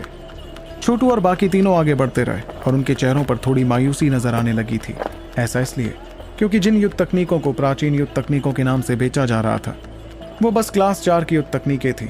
आसान लफ्जों में कहा जाए तो वहां जो भी चीजें थी उनके नाम बड़े थे और दर्शन छोटे। जैसे जैसे वो चारों आगे बढ़ते गए तो वहां मौजूद लोगों की तादाद भी घटती गई, लेकिन जो भी चीजें वहां पर थी वो छोटू के चेहरे पर हैरानी लाने में कामयाब हो रही थी। छोटू के बगल में चलती जरीना ने छोटू को इतना हैरान होते हुए देखकर कहा, जो चीजें तुम अपने आसपास देख रहे हो यही हैं सबसे खास चीजें। यहाँ पर जो भी लोग हैं वो सभी बेहद काबिल योद्धा हैं, और जैसा कि मैं देख पा रही हूँ बाकी महान दलों के योद्धा भी यहाँ मौजूद हैं। ये सुनकर जब छोटू ने अपनी नजरें आसपास घुमानी शुरू की तो उसे नजर आया कि वहां बहुत से ऐसे लोग थे जिनके पास बैज था। इन लोगों के चेहरे पर गुरूर साफ झलक रहा था, क्योंकि वो महान दल से भेजे गए योद्धा थे। कुछ लोगों को देखने के बाद छोटू चुपचाप आगे बढ़ता गया और वहां रखी रहस्यमयी चीजों को देखने लगा। इतने में अचानक छोटू को थोड़ी दूरी पर एक हंगामा होता हुआ नजर आने लगा। जब छोटू ने अपनी नजर उस जगह पर की तो उसे लोगों का जमघट नजर आया और एक लड़की की गुस्से से भरी आवाज सुनाई देने लगी। वो आवाज बड़ी ही पहचानी हुई लग रही थी, जिसके चलते छोटू, नीरजा और विहान ने तुरंत हैरत भरी निगाहों से पलट कर देखा कि जरीना उनके साथ नहीं थी। इस वजह से उनके चेहरों पर परेशानी नजर आने लगी और वो हड़बड़ाते हुए भीड़ के पास चले गए। जैसे ही छोटू और बाकी दोनों वहां गए जहां लोगों का जमघट लगा था तो उन्हें गुस्से से भरी जरीना नजर आई। जरीना के सामने 3 जवान लड़के खड़े थे जिनके चेहरों पर शरारत भरी मुस्कुराहट थी। उनके हाथों में हरे रंग की एक चमकती हुई चीज थी, जिसकी बेइंतहा शक्तियों से ये साफ समझ आ रहा था कि वो एक ठीक ठाक आत्माई खजाना था। तभी नीरजा आगे आई और उसने जरीना की तरफ देखकर पूछा, क्या हुआ जरीना, क्या तुम फिर शरारत करने लग गई? इस पर जरीना ने बड़े ही साफ अंदाज में अपनी बड़ी बहन को बताया, दीदी मेरी कोई गलती नहीं थी, सच्ची। सबसे पहले मैंने इन बालों के पिन वाले आत्माई खजाने को देखा और इस दुकानदार से वाजिब दाम पर ये चीज खरीदने ही वाली थी कि अचानक ये तीनों बेवकूफ आए और इन्होंने मुझसे बालों का पिन छीन लिया। ये सुनते ही छोटू ने गौर से तीनों योद्धाओं की तरफ देखा और उनके पास बैच को देखकर उसने धीमी आवाज में कहा, ये योद्धा तो मीरांश दल के हैं। और उसके बगल में खड़े विहान ने जैसे ही छोटू की ये बात सुनी तो अचानक से उसकी आंखों में खौफनाक इरादा झलकने लगा। वो धीरे से एक कदम आगे आया कि तभी मीरांश दल के दो योद्धाओं के चेहरों का रंग बदलने लगा। उन्होंने नीरजा और विहान को पहचान लिया था क्योंकि वो दोनों यावर दल की नई पीढ़ी के सबसे मशहूर योद्धा थे। इस दौरान सबसे आगे खड़े मीरांश दल के योद्धा की मुस्कुराहट धीरे धीरे गायब होने लगी, लेकिन उस लड़के ने विहान की तरफ देखकर कहा, विहान, मुझे तो लगा था कि तुम्हें यावर दल से भगा दिया गया होगा। यकीन नहीं होता कि तुम्हें उस दल की ओर से इस महान दलों की टक्कर में हिस्सा लेने का मौका दिया जा रहा है। तभी नीरजा ने धीमी आवाज में छोटू को बताया, जो लड़का सबसे आगे खड़ा है उसका नाम है रूबान और ये मीरांश दल के 8 हिस्सों में से एक का सेनापति है। यकीन नहीं होता कि यहाँ आकर हमारा सामना इससे हो जाएगा। इस पर छोटू मजबूरी में आ भरने लगा और उसने धीमी आवाज में कहा, हद हो गई, अब मीरांश दल के एक और सेनापति से निपटना होगा। इतने में विहान ने खौफनाक इरादे के साथ अपने दांत पीसते हुए रुबान से कहा, चुपचाप वो चीज जरीना को वापस लौटा दो और यहां से दफा हो जाओ।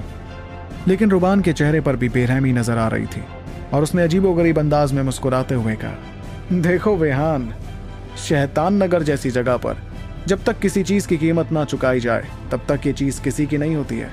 इस लड़की ने दुकानदार को अभी इस आत्माई खजाने की कीमत चुकाई नहीं है। इसका मतलब कोई भी इसे खरीद सकता है। ऐसे में तुम कौन होते हो हमें यहां से जाने के लिए कहने वाले? तभी विहान ने अपनी पीठ पर टंगी तलवार पर अपनी पकड़ मजबूत की और मुस्कुराते हुए कहा, लातों के भूत बातों से नहीं मानते। अब जो कि तुम मेरी बात नहीं मानना चाहते तो हम तुम्हें पीट कर ही सबक सिखा सकते हैं। भले ही विहान पीटने की बात कर रहा था लेकिन उसकी आंखों में जानलेवा इरादा झलक रहा था। तभी रुबान ने अपने हाथों में रखा एक पत्थर अचानक से तोड़ते हुए आसमान की तरफ फेंका, जो आतिशबाजी में बदलकर मीरांश दल का बैच बन गया। ऐसा करते रुबान ने विहान से कहा, तुम्हें क्या लगता है कि यहाँ सिर्फ हम 3 ही लोग हैं मीरांश दल के? आओ और हम सभी पर हमला करके दिखाओ। तभी आसमान में वो निशान जैसे ही तैयार हुआ तो हवा की तेज आवाजें सुनाई देने लगी और आसमान से ढेर सारे लोग उस जगह पर इकट्ठा होने लगे। वो सभी लोग मीरांश दल के लोग थे जो रुबान का इशारा देखकर हड़बड़ाते हुए वहां आ गए थे। उसके ऐसा करने पर जरीना आगे आई और उसने गुस्से भरी आवाज में कहा, और तुम्हें क्या लगता है कि हम तुम्हारी इस हरकत से डर जाएंगे?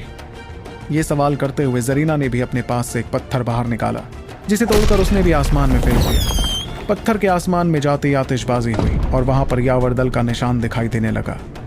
इस निशान के तैयार होते ही एक बार फिर तेज हवाओं की आवाज सुनाई पड़ी और आसपास मौजूद यावर दल के सभी योद्धा एक साथ वहां इकट्ठा हो गए। जब दोनों महान दलों के योद्धा उस जगह पर इकट्ठा हुए तो वहां मौजूद बाकी सभी लोगों के चेहरों पर फिक्र दिखने लगी। आखिर दोनों ही दल एक दूसरे के सबसे बड़े दुश्मन थे, इसलिए अगर उनका मुकाबला शुरू होता तो बहुत बड़ा हंगामा मच जाता। कुल मिलाकर इस वक्त दोनों तरफ 100 से भी ज्यादा योद्धा इकट्ठा हो गए थे। छोटू ने भी उस माहौल को देखा जिससे उसके चेहरे पर हल्की फिक्र नजर आने लगी। वो कुछ कहने ही वाला था कि अचानक उसने कुछ महसूस करते हुए आसमान की तरफ देखा। उस जगह पर उसे एक बेहद खतरनाक शक्ति महसूस होने लगी, जिसका शरीर बिजली की तरह चमकता हुआ दिख रहा था। वो लड़का धीरे धीरे नीचे उतरा और मुस्कुराते हुए मीरांश दल के योद्धाओं के सामने आकर खड़ा हो गया। ऐसा करते ही उसने विहान की तरफ देखकर कहा, विहान, तेरे जैसा हारा हुआ योद्धा मेरे मीरांश दल के योद्धाओं पर अपनी ताकत का रौब दिखाना चाहता है? चल फुट यहां से। पिछली बार तो मुझसे लड़ते वक्त तू अपनी जान बचाकर भागने में कामयाब हो गया था, लेकिन मैं वादा करता हूं कि इस बार तेरी किस्मत इतनी अच्छी नहीं होगी। उस गुरूर से भरे चेहरे को देखकर विहान के चेहरे का रंग पूरी तरह से बदल गया था। वो इस वक्त गुस्से से लाल हो गया था और उसने जानलेवा इरादे के साथ चिल्लाते हुए कहा, राजकुमार लोमान, आओ और आजमा कर देख लो कि किसकी किस्मत बेहतर है। लोमान का नाम सुनते ही छोटू को समझ आने लगा कि बिजली से ढका लड़का असल में मीरांश दल के 3 राजकुमारों में से एक लोमान था। लोमान को वहां देख नीरजा के चेहरे पर फिक्र काफी बढ़ गई थी। उसने तुरंत अपना हाथ लहराया, जिससे उसके हाथों में हरे रंग की तलवार नजर आने लगी। वो खुद को तैयार कर चुकी थी। अगर किसी भी वक्त लोमान हमला करता तो वो भी चुपचाप खड़ी नहीं रहती, इतने में लोमान ने नीरजा और विहान से नजरें हटाते हुए छोटू और यावर दल के बाकी योद्धाओं की तरफ देखकर मुस्कुराते हुए कहा, क्या बात है विहान। पिछली बार के मुकाबले इस बार तो तेरा यावर दल काफी ताकतवर हो गया है, तभी तो तेरा गुरूर इतना ज्यादा बढ़ गया है। धीरे धीरे उस लड़के के आसपास दिखती बिजली की चमक कम होने लगी और उसके शरीर पर बने बिजली के टैटू नजर आने लगे। इस वक्त विहान की आंखें गुस्से के मारे लाल हो गई थीं, लेकिन जैसे ही वो हमला करने के लिए आगे बढ़ने लगा, तभी अचानक एक हाथ उसके कंधे पर आया और उसने उसे आगे बढ़ने से रोक दिया। ऐसा करते हुए नीरजा ने लोमान से कहा, लोमान, अपने मीरांश दल के योद्धाओं को काबू में रखो। ये इस शहर की सड़कों पर आवारा कुत्तों की तरह भटक रहे हैं और काटने के लिए बेकरार हैं। ध्यान रखना कहीं इनका ये रवैया तुम्हारे दल पर भारी ना पड़ जाए। इस पर लोमान ने गुरूर के साथ यावर दल के योद्धाओं का मजाक बनाते हुए कहा, कुत्ता। देखो, कुत्ता वफादार तो होता है, यावर दल के खच्चरों की तरह बेवकूफ तो नहीं होता। वैसे मेरा मानना है कि मेरे मीरांश दल के योद्धा तहजीब से रहते हैं। अगर किसी को हद में रहने की जरूरत है तो वो तुम्हारे यावर दल के योद्धा हैं। तो क्या होने वाला है दोनों दुश्मन महान दलों के बीच और कैसे मदद कर पाएगा छोटू यावर दल के योद्धाओं की, जानने के लिए आपको सुनना होगा सुपर योद्धा, सिर्फ पॉकेट एफएम पर। लोमान की बात सुनकर आसपास मौजूद यावर दल के सभी योद्धाओं के चेहरों पर नाराजगी साफ दिखने लगी। तभी लोमान ने अपनी नजरें रुबान के हाथों में रखे आत्माई खजाने की तरफ की और बड़े ही आराम से सवाल किया, एक बात बताओ, क्या इतना बड़ा बखेड़ा इस चीज के लिए हो रहा है? चलो ठीक है, ऐसा करते हैं कि अगर तुम्हारा यावर दल मेरे हाथों से ये पिन छीनने में कामयाब हो जाता है तो ना सिर्फ मैं अपने साथियों को लेकर यहां से चला जाऊंगा, बल्कि इस चीज की जितनी भी कीमत होगी वो भी चुकाऊंगा। तो क्या कहते हो? ये सुनते ही विहान के चेहरे पर खूंखार इरादा साफ झलकने लगा, जिसके साथ ही उसके हाथों में काले रंग की तलवार मुकाबले के लिए तैयार हो गई। वो एक कदम आगे बढ़ने ही वाला था कि उसे दोबारा एक हाथ ने रोक दिया, लेकिन इस बार वो हाथ नीरजा का नहीं बल्कि छोटू का था। तभी छोटू ने मुस्कुराकर विहान से कहा, विहान भाई, इस मामले को मुझे संभालने दीजिए। उसकी इस गुजारिश पर विहान और जरीना दोनों दंग रह गए और उनके चेहरों पर परेशानी नजर आने लगी।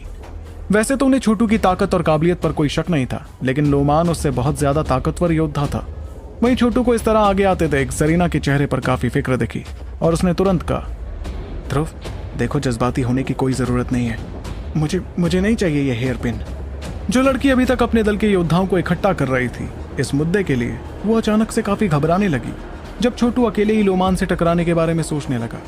छोटू ने भी उसके चेहरे को देखा कि कैसे जरीना के चेहरे पर हल्की मजबूरी नजर आने लगी थी, जिसके साथ उसने धीमी आवाज में कहा, मेरी ही गलती थी, मुझे तुम लोगों से अलग होना ही नहीं चाहिए था, नहीं तो ये मामला यहाँ तक पहुंचता ही नहीं। पर छोटू के चेहरे पर तो मुस्कुराहट बरकरार थी, जिसके बाद उसने जरीना को समझाते हुए कहा, जरीना, इतना घबराने की कोई बात नहीं है। वैसे भी ये मामला उस हेयर पिन का तो है ही नहीं। कुछ मामले ऐसे होते हैं जो सिर्फ मुकाबलों के साथ ही सुलझाए जा सकते हैं। तुम सब कुछ मुझ पर छोड़ दो। उसकी बात पर पास ही खड़े नीरजा और विहान भी थोड़ा परेशान दिख रहे थे, लेकिन उन्होंने छोटू को आगे बढ़ने से नहीं रोका। फिर धीरे धीरे चलकर छोटू आगे आया और जाकर लोमान के सामने खड़ा हो गया। इस वक्त उस इलाके में मौजूद हर किसी की नजर दोनों महान दलों पर ही थी।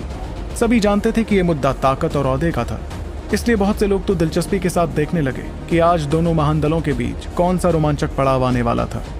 उसी दौरान थोड़ी दूर पर मौजूद एक इमारत के सबसे ऊपरी मंजिल पर खड़े दो लोगों की नजरें भी यावर दल और मीरांश दल के योद्धाओं पर ही थी। इन दो लोगों में एक लड़का था तो दूसरी लड़की। वो लड़की आगे खड़ी हुई थी, जिससे उसके ऊंचे औहदे का अंदाजा लगाया जा सकता था। सफेद कपड़े पहनी हुई वो लड़की बहुत ही खूबसूरत थी और उसकी शक्तियां इतनी ज्यादा थी कि कोई भी हैरान हो जाता। ऐसी खूबसूरती और ताकत अरान्या के अलावा और किसकी हो सकती थी? अरान्या के पीछे जो लड़का खड़ा था वो दिखने में काफी अच्छा था और उसके चेहरे पर फिलहाल हल्की मुस्कुराहट नजर आ रही थी। इतना ही नहीं, बल्कि वो जिस नजर से अरान्या को देख रहा था उससे इस बात का पता लगाया जा सकता था कि वो उसे काफी पसंद करता था। दोनों इस वक्त दूर खड़े लोमान को देखते रहे, जिसे देखकर उस लड़के ने मुस्कुरा कर कहा, अब तो लोमान भी यहाँ आ गया है। वैसे तो यावर दल के पास नीरजा और विहान है, लेकिन मुझे नहीं लगता कि वो लोमान जैसे ताकतवर योद्धा को संभाल पाएंगे। अब देखना यह है कि इन दोनों में से कौन आगे आकर लोमान से भिड़ने का फैसला लेता है।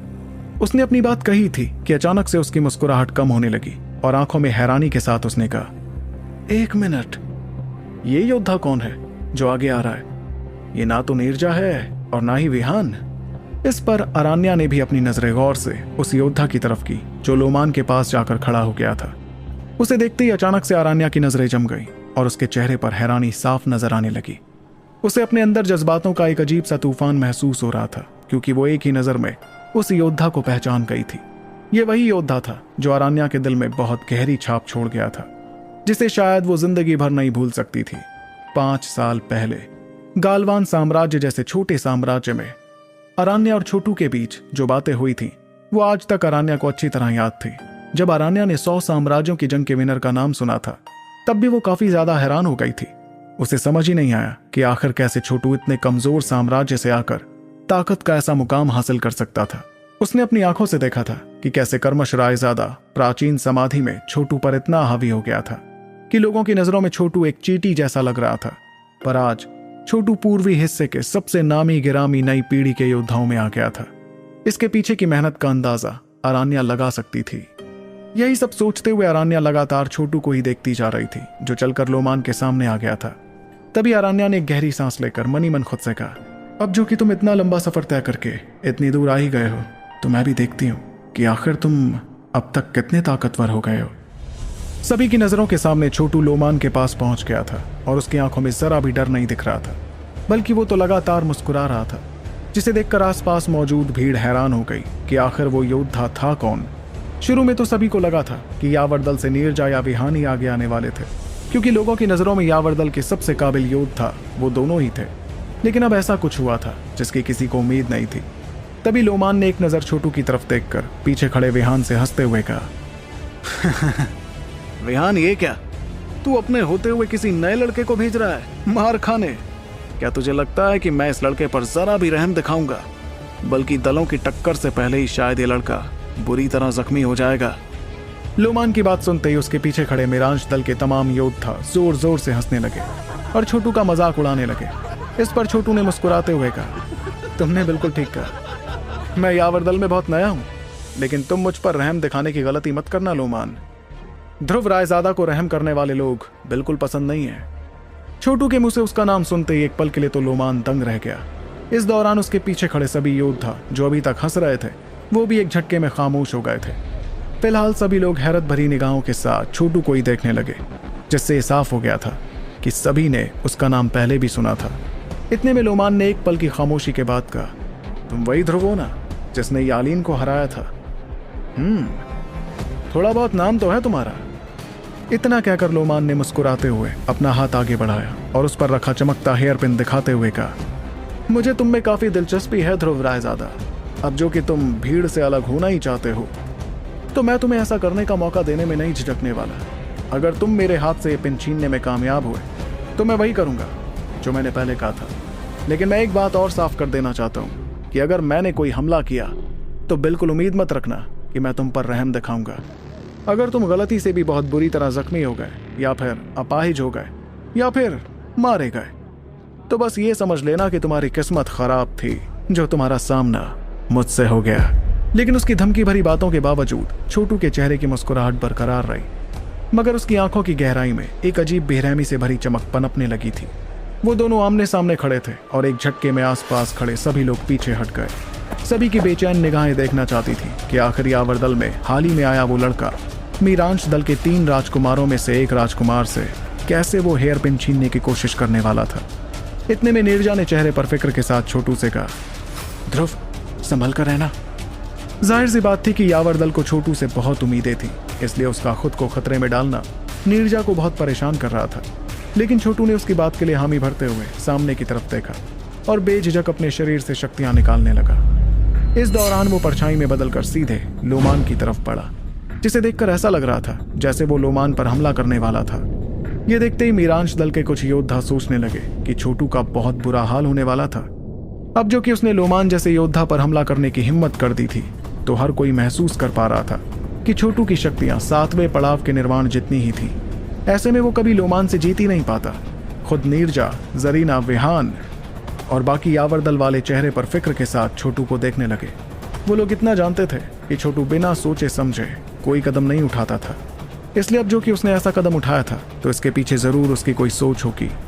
जैसे जैसे छोटू की परछाई लोमान के करीब आती गई, वैसे वैसे लोमान के चेहरे पर शैतानी मुस्कुराहट दिखने लगी। अगले ही पल उसके शरीर से बिजली जैसी चमक निकलने लगी और उसके शरीर से इस कदर शक्तियां बाहर निकलने लगी जो किसी नौवे पड़ाव के निर्माण से भी ज्यादा थी। तभी लोमान ने छोटू का मजाक बनाते हुए कहा, वैसे तो तुम्हारी रफ्तार काफी तेज है, लेकिन अफसोस कि मेरे सामने ये किसी काम की नहीं। इतना कहकर वो एक कदम आगे आया और उसने अपनी मुट्ठी में ढेर सारी बिजलियों को इकट्ठा करते हुए बिजली के शेर का सिर तैयार कर दिया। वो बिजली का शेर गुर्रा रहा था, जिसके बाद वो तेजी से छोटू पर हमला करने लगा। उसके हमले से ऐसा लग रहा था जैसे उस जगह पर बिजली गिर गई थी। बिजली का शेर एक झटके में आगे बढ़ा और आसपास की जमीन में ढेर सारी दरारें नजर आने लगी। लोमान का यह हमला बहुत ही ज्यादा ताकतवर था और वो छोटू पर जरा भी रहम दिखाने के बारे में नहीं सोच रहा था। उसके ऐसे हमलों के सामने कोई नौवे पड़ाव का निर्माण तक पूरी तरह जख्मी हो जाता। तभी एक झटके में दो शक्तियां तेजी से एक दूसरे से टकराने के लिए करीब पहुंच गईं, जिससे साफ हो गया था कि छोटू बुरी तरह जख्मी होने वाला था। इसके बावजूद छोटू के चेहरे पर डर का नामो निशान तक नहीं था, बल्कि वो तो उस बिजली के शेर को अपने पास आते हुए देखने लगा। और वो जैसे ही छोटू के बेहद करीब आया तो छोटू अजीबोगरीब अंदाज में मुस्कुराने लगा। छोटू ने तुरंत अपने हाथों की सील बदलनी शुरू कर दी, जिससे आसपास की कुदरती शक्तियों में अजीब सी हलचल होने लगी।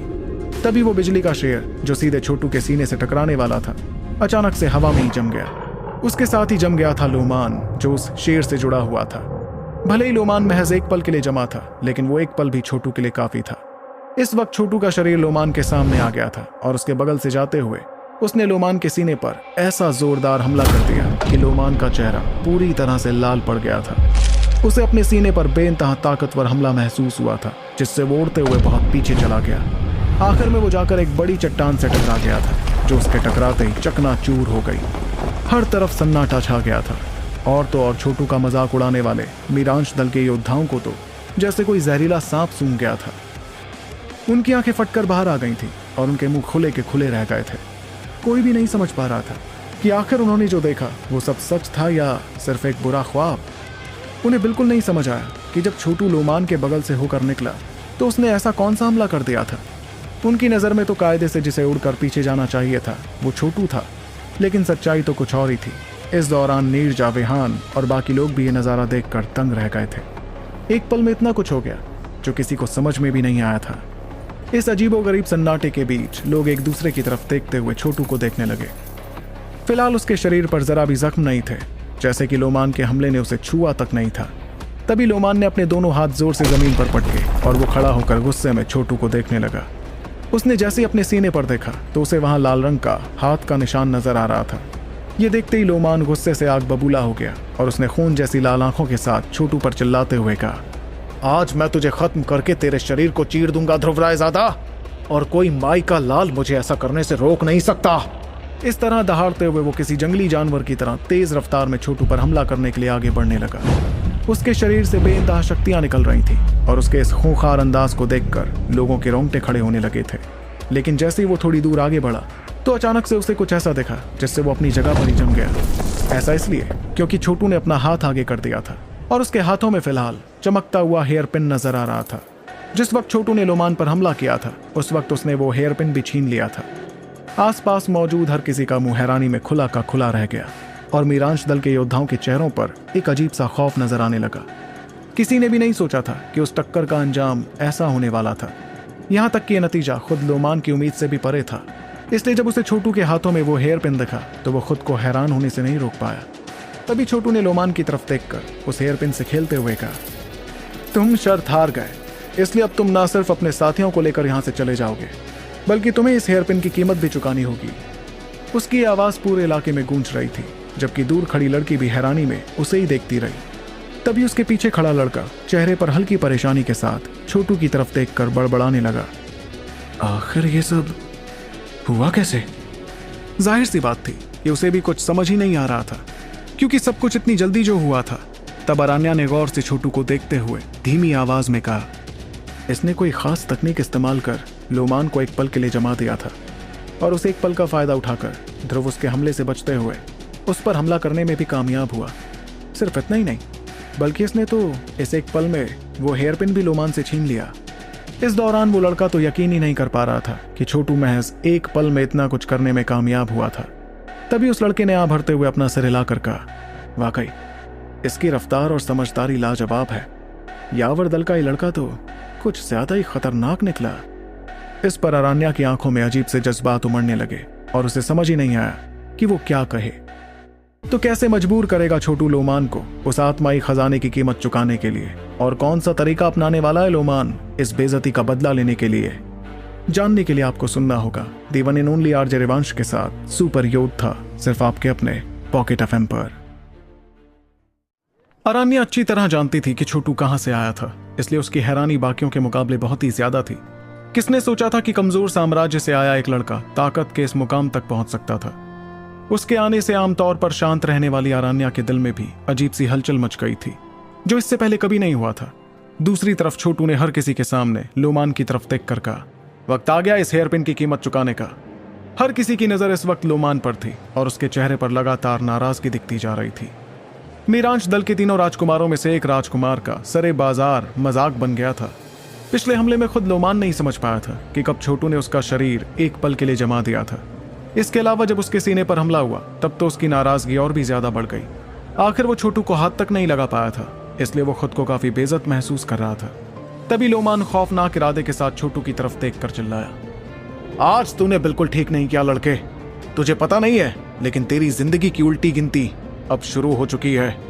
इस पर छोटू ने हल्की मुस्कुराहट के साथ कहा, ये देखो सब लोग, मीरांश दल के लोग कितनी जल्द अपनी बात से पलट जाते हैं। एक पल पहले तो बड़ी बड़ी बातें कर रहे थे, अब जब ये लोग मुकाबला हार गए तो मौत की धमकी दे रहे हैं। ये सुनते वक्त बहुत से लोग हामी भरते हुए छोटू की बात समझने लगे। हर कोई उस जगह पर बहुत देर से खड़ा था, इसलिए अच्छी तरह जानता था कि ये मामला क्या था। वो चुनौती खुद लोमान ने दी थी, और अब अगर वो अपनी बात नहीं रखता तो इस वजह से मीरांश दल का नाम खराब हो जाता। भले ही कोई भी इंसान लोमान के ओहदे की वजह से उसका मजाक नहीं बना रहा था, लेकिन उनकी नजरों में इस कदर हकारत भरी हुई थी, जिसे देखकर लोमान और मीरांश दल के बाकी योद्धा काफी परेशान दिखने लगे थे। आखिर में लोमान ने एक गहरी सांस लेकर अपने बेइंतहा गुस्से को काबू किया, जिसके बाद उसने छोटू की तरफ देखकर दांत पीसते हुए कहा, ठीक है, मैं इस चुनौती में हार मानता हूं, लेकिन ऊपर वाले से दुआ करना कि महान दलों की टक्कर शुरू होने पर तू हमारे मीरांश दल के सामने ना आए, क्योंकि तब तेरा हाल मौत से भी बदतर होगा। दुकान वाले, क्या कीमत है इस आत्माई खजाने की? इस वक्त लोमान छोटू के मुस्कुराते चेहरे को नहीं देखना चाहता था, क्योंकि उसे देखकर लोमान का खून और ज्यादा खौलने लगता। वहीं वो अधेड़ उम्र का आदमी जो उस आत्माई खजाने को बेच रहा था, वो चेहरे पर अजीब सी खुशी के साथ कहने लगा, इसकी कीमत आपके लिए तो बिल्कुल भी ज्यादा नहीं होगी। ये चीज तो महज 60 लाख निर्वाण गोलियों की है। ये कहते वक्त उसकी आंखों में जरा भी डर नहीं था, बल्कि वो तो मुस्कुराते हुए लोमान से बात कह रहा था। वहीं इतनी बड़ी रकम सुनकर लोमान के पास ही खड़े रुबान ने गुस्से में दुकान वाले पर चिल्ला कर कहा, ये क्या बकवास कर रहे हो? मैं यहीं पर था जब तुमने इस लड़की से सौदा पक्का किया था। तुम्हारा सौदा तो 30 लाख निर्वाण गोलियों में पक्का हुआ था, फिर तुम हमसे दोगुनी कीमत कैसे मांग सकते हो? लेकिन उस अधेड़ उम्र के आदमी ने तो उसकी बात को नजरअंदाज कर दिया। जाहिर सी बात थी कि वो आदमी इतने वक्त से शैतान नगर में धंधा कर पा रहा था, इसका मतलब वो भी काफी ज्यादा काबिल था। लोमान लगातार उस मौका परस्त आदमी को घूरता रहा, लेकिन आखिर में वो अपने गुस्से को काबू करने के सिवाय और कुछ नहीं कर सका। एक झटके में उसने अपने पास से एक पोटली बाहर निकाली, जिसमें बहुत ही ज्यादा तादाद में निर्वाण गोलियां थीं, और उस पोटली को सीधे दुकान वाले की तरफ जोर से फेंक दिया। उसके इस तरह पोटली फेंकने के बावजूद दुकानदार ने हंसते हुए अपना हाथ आगे बढ़ाया और उस पोटली को हासिल कर लिया। तभी लोमान ने अपनी नजर उस आदमी पर से हटाते हुए छोटू की तरफ की और बेरहमी भरी आवाज में कहा, मैं उम्मीद करता हूं कि तेरा यावर दल पहले की तरह निकम्मा साबित नहीं होगा, क्योंकि अगर तुम इस बार भी कमजोर रहे तब तो। उसने अपनी बात पूरी भी नहीं की और वो इशारा करते हुए मीरांश दल के योद्धाओं के साथ वहां से चला गया। मीरांश दल के योद्धाओं के चेहरों पर अजीब सी मायूसी थी, क्योंकि उन्होंने कभी नहीं सोचा था कि लोमान के होने के बावजूद वो चुनौती हार जाएंगे। देखते ही देखते वो सभी लोग वहां से गायब हो गए और अचानक यावर दल वालों ने छोटू की तारीफें करनी शुरू कर दी। पिछले कुछ सालों में यावर दल और मीरांश दल के बीच बहुत से मसले हुए थे, क्योंकि अब छोटू ने इस चुनौती को दुश्मनों से जीत दिया था। इस वजह से यावर दल के योद्धाओं में उसकी इज्जत और भी ज्यादा बढ़ गई थी। छोटू फिलहाल मुस्कुराता रहा, जिसके बाद उसने पलटकर वो हेयर पिन जरीना की तरफ फेंकते हुए कहा, इसे मेरी तरफ से तोहफा समझ कर रख लो। इतने में जरीना ने वो हेयर पिन हासिल किया और मुस्कुराते हुए छोटू की तरफ देखने लगी। तभी विहान चलकर छोटू के पास आया और उसने आंखों में बेइंतहा खुशी और हैरानी के साथ कहा, ऐसे खतरनाक तरीके, वाकई तुम्हारे अंदर बहुत से रहस्य दबे हुए हैं ध्रुव। इस पर छोटू मुस्कुराते हुए अपना सिर हिलाने लगा। वो कुछ कहने ही वाला था कि अचानक उसे कुछ महसूस हुआ और उसने अपनी नजरें घुमाते हुए दूर दिखाई देती एक इमारत की तरफ की। उस इमारत की सबसे ऊपरी मंजिल पर उसे सफेद कपड़े पहने हुई एक लड़की नजर आई, जो शांति से उसी की तरफ देखती जा रही थी। उसे देखते ही छोटू के चेहरे की मुस्कुराहट अचानक गायब होने लगी और उसकी धड़कनें काफी ज्यादा बढ़ गईं। भले ही वो दोनों बहुत ज्यादा दूर थे, लेकिन इसके बावजूद उन दोनों की नजरें एक दूसरे से मिली और एक झटके में उनके शरीर जम गए। दोनों के ही चेहरों का रंग बदलने लगा कि तभी विहान ने भी छोटू के चेहरे को देखकर अपनी नजरें उस इमारत की तरफ की। वहां जब उसे सफेद कपड़े पहनी एक लड़की नजर आई तो उसने तुरंत छोटू से कहा, यही है स्वर्गराज शुद्धि दल की अरान्या। मुझे पूरी उम्मीद थी कि इस बार उस दल की नई पीढ़ी के योद्धाओं की लीडर वही होगी। इस लड़की ने महान दलों के ना जाने कितने योद्धाओं को अपना दीवाना बना रखा है, लेकिन आज तक कोई भी उसका दल जीतने में कामयाब नहीं हो पाया। अगले ही पल उसने देखा कि अचानक चारों तरफ हंगामा मचने लगा। ऐसा इसलिए क्योंकि सफेद कपड़े पहनी वो लड़की उस इमारत से उड़ते हुए धीरे धीरे नीचे आने लगी थी। इतना ही नहीं, बल्कि वो तो छोटू के सामने आ रही थी। इस बात के चलते हर कोई हैरानी से उसे देखता रहा, जिससे आसपास का शोर अचानक से थम गया। सभी के सामने वो लड़की छोटू के पास आई और वो बिना कुछ कहे छोटू की आंखों में देखती रही। वो दोनों ही इस वक्त एक दूसरे को देखते जा रहे थे, जिससे वहां का माहौल काफी अजीब हो गया था। तभी छोटू ने खुद को संभालते हुए गहरी सांस ली और मुस्कुराना शुरू कर दिया। फिर उसने हंसते हुए आंखों में जज्बात के साथ अपना हाथ आगे बढ़ाकर अरान्या से कहा, तुमसे मिलकर बहुत खुशी हुई। मेरा नाम है ध्रुव रायजादा और मैं गालवान साम्राज्य से आया हूं। इस वक्त सभी लोग छोटू के उस हाथ को देख रहे थे, जिसे देखकर सभी हैरान थे। जाहिर सी बात थी कि हर कोई अरान्या से वाकिफ था, इसलिए वो इतने हैरान हो गए थे। अरान्या पूर्वी हिस्से की नई पीढ़ी के सबसे काबिल योद्धाओं में गिनी जाती थी। अनगिनत काबिल योद्धाओं ने सारी हदें पार कर दी थी ताकि वो उस लड़की की सिर्फ एक मुस्कुराहट पा सके, लेकिन आज तक कोई भी उसके करीब जाने में कामयाब नहीं हुआ था। इसके बावजूद छोटू, जिसे महान दल से जुड़े ज्यादा वक्त भी नहीं हुआ था, इस तरह उससे हाथ मिलाने के बारे में कैसे सोच सकता था। और ऐसा ही ख्याल विहान, नीरजा और बाकियों के जहन में भी आ रहा था। अगर इतनी बड़ी भीड़ के सामने अरान्या छोटू को नजरअंदाज कर देती तो सबके सामने छोटू की कितनी बड़ी बेइज्जती होती। मगर छोटू को तो आसपास की नजरों से कोई फर्क ही नहीं पड़ रहा था। वो तो बस आंखों में अजीब जज्बात और हल्की नमी के साथ उस खूबसूरत लड़की को देखता रहा, जो 5 साल पहले भी उसके इतने ही करीब आई थी। छोटू के दिमाग में एक बार फिर वो वक्त घूमने लगा, वो भी ऐसे जैसे वो कल ही हुआ था। अरान्या भी छोटू को देखती जा रही थी, जो वक्त के साथ काफी बड़ा हो गया था। उसके चेहरे पर इतना यकीन था जैसे कि अब उसके और अरान्या के बीच फासला बचा ही नहीं था। इस मुकाम तक पहुंचने के लिए छोटू ने कितनी मेहनत की थी, इसका अंदाजा अरान्या अच्छे से लगा पा रही थी। फिर सभी की हैरत भरी निगाहों के सामने अरान्या ने अपना हाथ आगे बढ़ाते हुए छोटू से हाथ मिलाकर कहा, मैं स्वर्गराज शुद्धि दल से अरान्या, तुमसे मिलकर अच्छा लगा। दोनों के हाथ जैसे एक दूसरे से मिले तो दोनों के ही शरीर के अंदर एक अजीब सी कपकपी सी मच गई, जो एक पल बाद शांत भी हो गई। फिर दोनों ने अपने अपने हाथ वापस लिए और छोटू महसूस कर पा रहा था कि आसपास लोगों की नजरें हैरानी से भरी हुई थी। इतने में अरान्या ने छोटू की तरफ देखकर धीमी आवाज में कहा, बधाई हो, तुम वो करने में कामयाब रहे जिस चीज का वादा तुमने उस वक्त किया था। ये सुनकर छोटू के चेहरे पर मुस्कुराहट आ गई। जाहिर सी बात थी कि अरान्या जैसी काबिल योद्धा से बधाई लेना अपने आप में बहुत बड़ी बात थी। तभी छोटू ने मुस्कुराकर उससे कहा, फिक्र मत करना, मैं वो चीज इस वक्त नहीं कहने वाला। वो महसूस कर पा रहा था कि अरान्या के शरीर की शक्तियां लोमान से भी ज्यादा थी। इसका मतलब छोटू और उसके बीच अभी भी बहुत फासला था। इस पर अरान्या ने बड़े ही साफ अंदाज में उसकी बात का जवाब दिया, अगर तुमने अभी वो कहा तो तुम महान दलों की टक्कर में हिस्सा नहीं ले पाओगे। वहीं दोनों की बातें काफी धीरे हो रही थी, इसलिए आसपास खड़े लोग उसे सुन नहीं पा रहे थे। इस वजह से वो ये समझने की कोशिश कर रहे थे कि आखिर दोनों के बीच क्या बात हो सकती थी। अरान्या की बात को छोटू भी अच्छी तरह समझ रहा था, इसलिए उसने हामी भरते हुए अपना सिर हिलाया। तभी अरान्या ने वहां से जाने का फैसला लिया, लेकिन जाने से पहले उसने छोटू से कहा, दलों की टक्कर में अपना पूरा जोर लगा देना। मीरांश दल से निपटना आसान नहीं होने वाला है, और हाँ, कोशिश करना कि उस टक्कर के बाद भी जिंदा रहो। इतने में अरान्या रोशनी में बदलकर वहां से दूर चली गई, जबकि हर किसी की नजर छोटू पर ही टिकी हुई थी। भले ही दोनों के बीच जो कुछ भी हुआ वो बहुत ही ज्यादा हैरान कर देने वाला था, लेकिन इससे एक बात तो साफ हो गई थी कि छोटू और अरान्या पहली बार एक दूसरे से नहीं मिल रहे थे। इस बात से सभी लोग दंग रह गए थे। और तभी विहान ने भरते हुए कहा, यकीन नहीं होता कि ये लड़का अरान्या को जानता है। इस पर नीरजा ने भी छोटू की तरफ देखा, जिसके बाद उसने चेहरे पर परेशानी के साथ अपनी नजर बगल में खड़ी जरीना की तरफ की, जो इस वक्त बिल्कुल खामोश हो गई थी। जरीना को देखकर नीरजा ने आवाज में फिक्र के साथ पूछा, जरीना, तुम ठीक तो हो ना? जाहिर सी बात थी कि जरीना भी छोटू को काफी पसंद करती थी, लेकिन अगर छोटू और अरान्या के बीच कुछ भी था तब तो जरीना कभी कुछ नहीं कर सकती थी, क्योंकि वो हर मामले में अरान्या से कम ही थी। वहीं नीरजा की बात सुनकर जरीना ने हाँ में अपना सिर हिलाया, जिसके बाद वो उसी दिशा में देखती रही जिस जगह से अरान्या उड़कर गई थी। फिर उसने अपने जज्बातों को काबू किया और धीमी आवाज में कहा, मैं इससे भी ज्यादा काबिल बनकर दिखाऊंगी। ये सुनकर नीरजा एक पल के लिए दंग रह गई। इस वक्त वो जरीना की आंखों में एक ऐसी अजीब सी जिद देख रही थी जो उसने आज तक नहीं देखी थी। इतना ही नहीं, बल्कि जरीना के चेहरे पर हल्की नीले रंग की चमक भी दिखने लगी थी। ये देखकर नीरजा समझ गई थी कि एक ना एक दिन जरीना पूरी तरह बदल जाएगी और उस वक्त वो आरान्या से बहुत ज्यादा खतरनाक हो जाएगी। तभी नीरजा ने भरते हुए जज्बाती होकर कहा, जरीना, तुम्हारी दीदी को तुम पर पूरा यकीन है। इस पर जरीना प्यार से मुस्कुराने लगी, जबकि धीरे धीरे उसकी आंखों में दिखती नीले रंग की चमक गायब होने लगी। वहीं छोटू ने भी अपनी नजरें आरान्या से हटा ली थी। उसके मन में तो अलग ही ख्याल चल रहे थे। 5 साल बाद उसका आरान्या से मिलना बिल्कुल भी वैसा नहीं था जैसा कि उसने सोचा था, बल्कि दोनों ही बड़े शांत थे। एक दूसरे से मिलने पर छोटू मुस्कुराता रहा, जिसके साथ ही उसने अपनी नजरें विहान और बाकियों की तरफ की, जो इस वक्त उसे ही देखते जा रहे थे। उन्हें देखकर छोटू हाथ फैलाने के सिवाय और कुछ नहीं कर पाया। तभी विहान ने उससे सवाल किया, एक बात बताओ ध्रुव, क्या तुम आरान्या को जानते हो? उसके सवाल पर छोटू ने अपना सर हिलाते हुए जवाब दिया, 5 साल पहले हमारी मुलाकात गालवान साम्राज्य में हुई थी।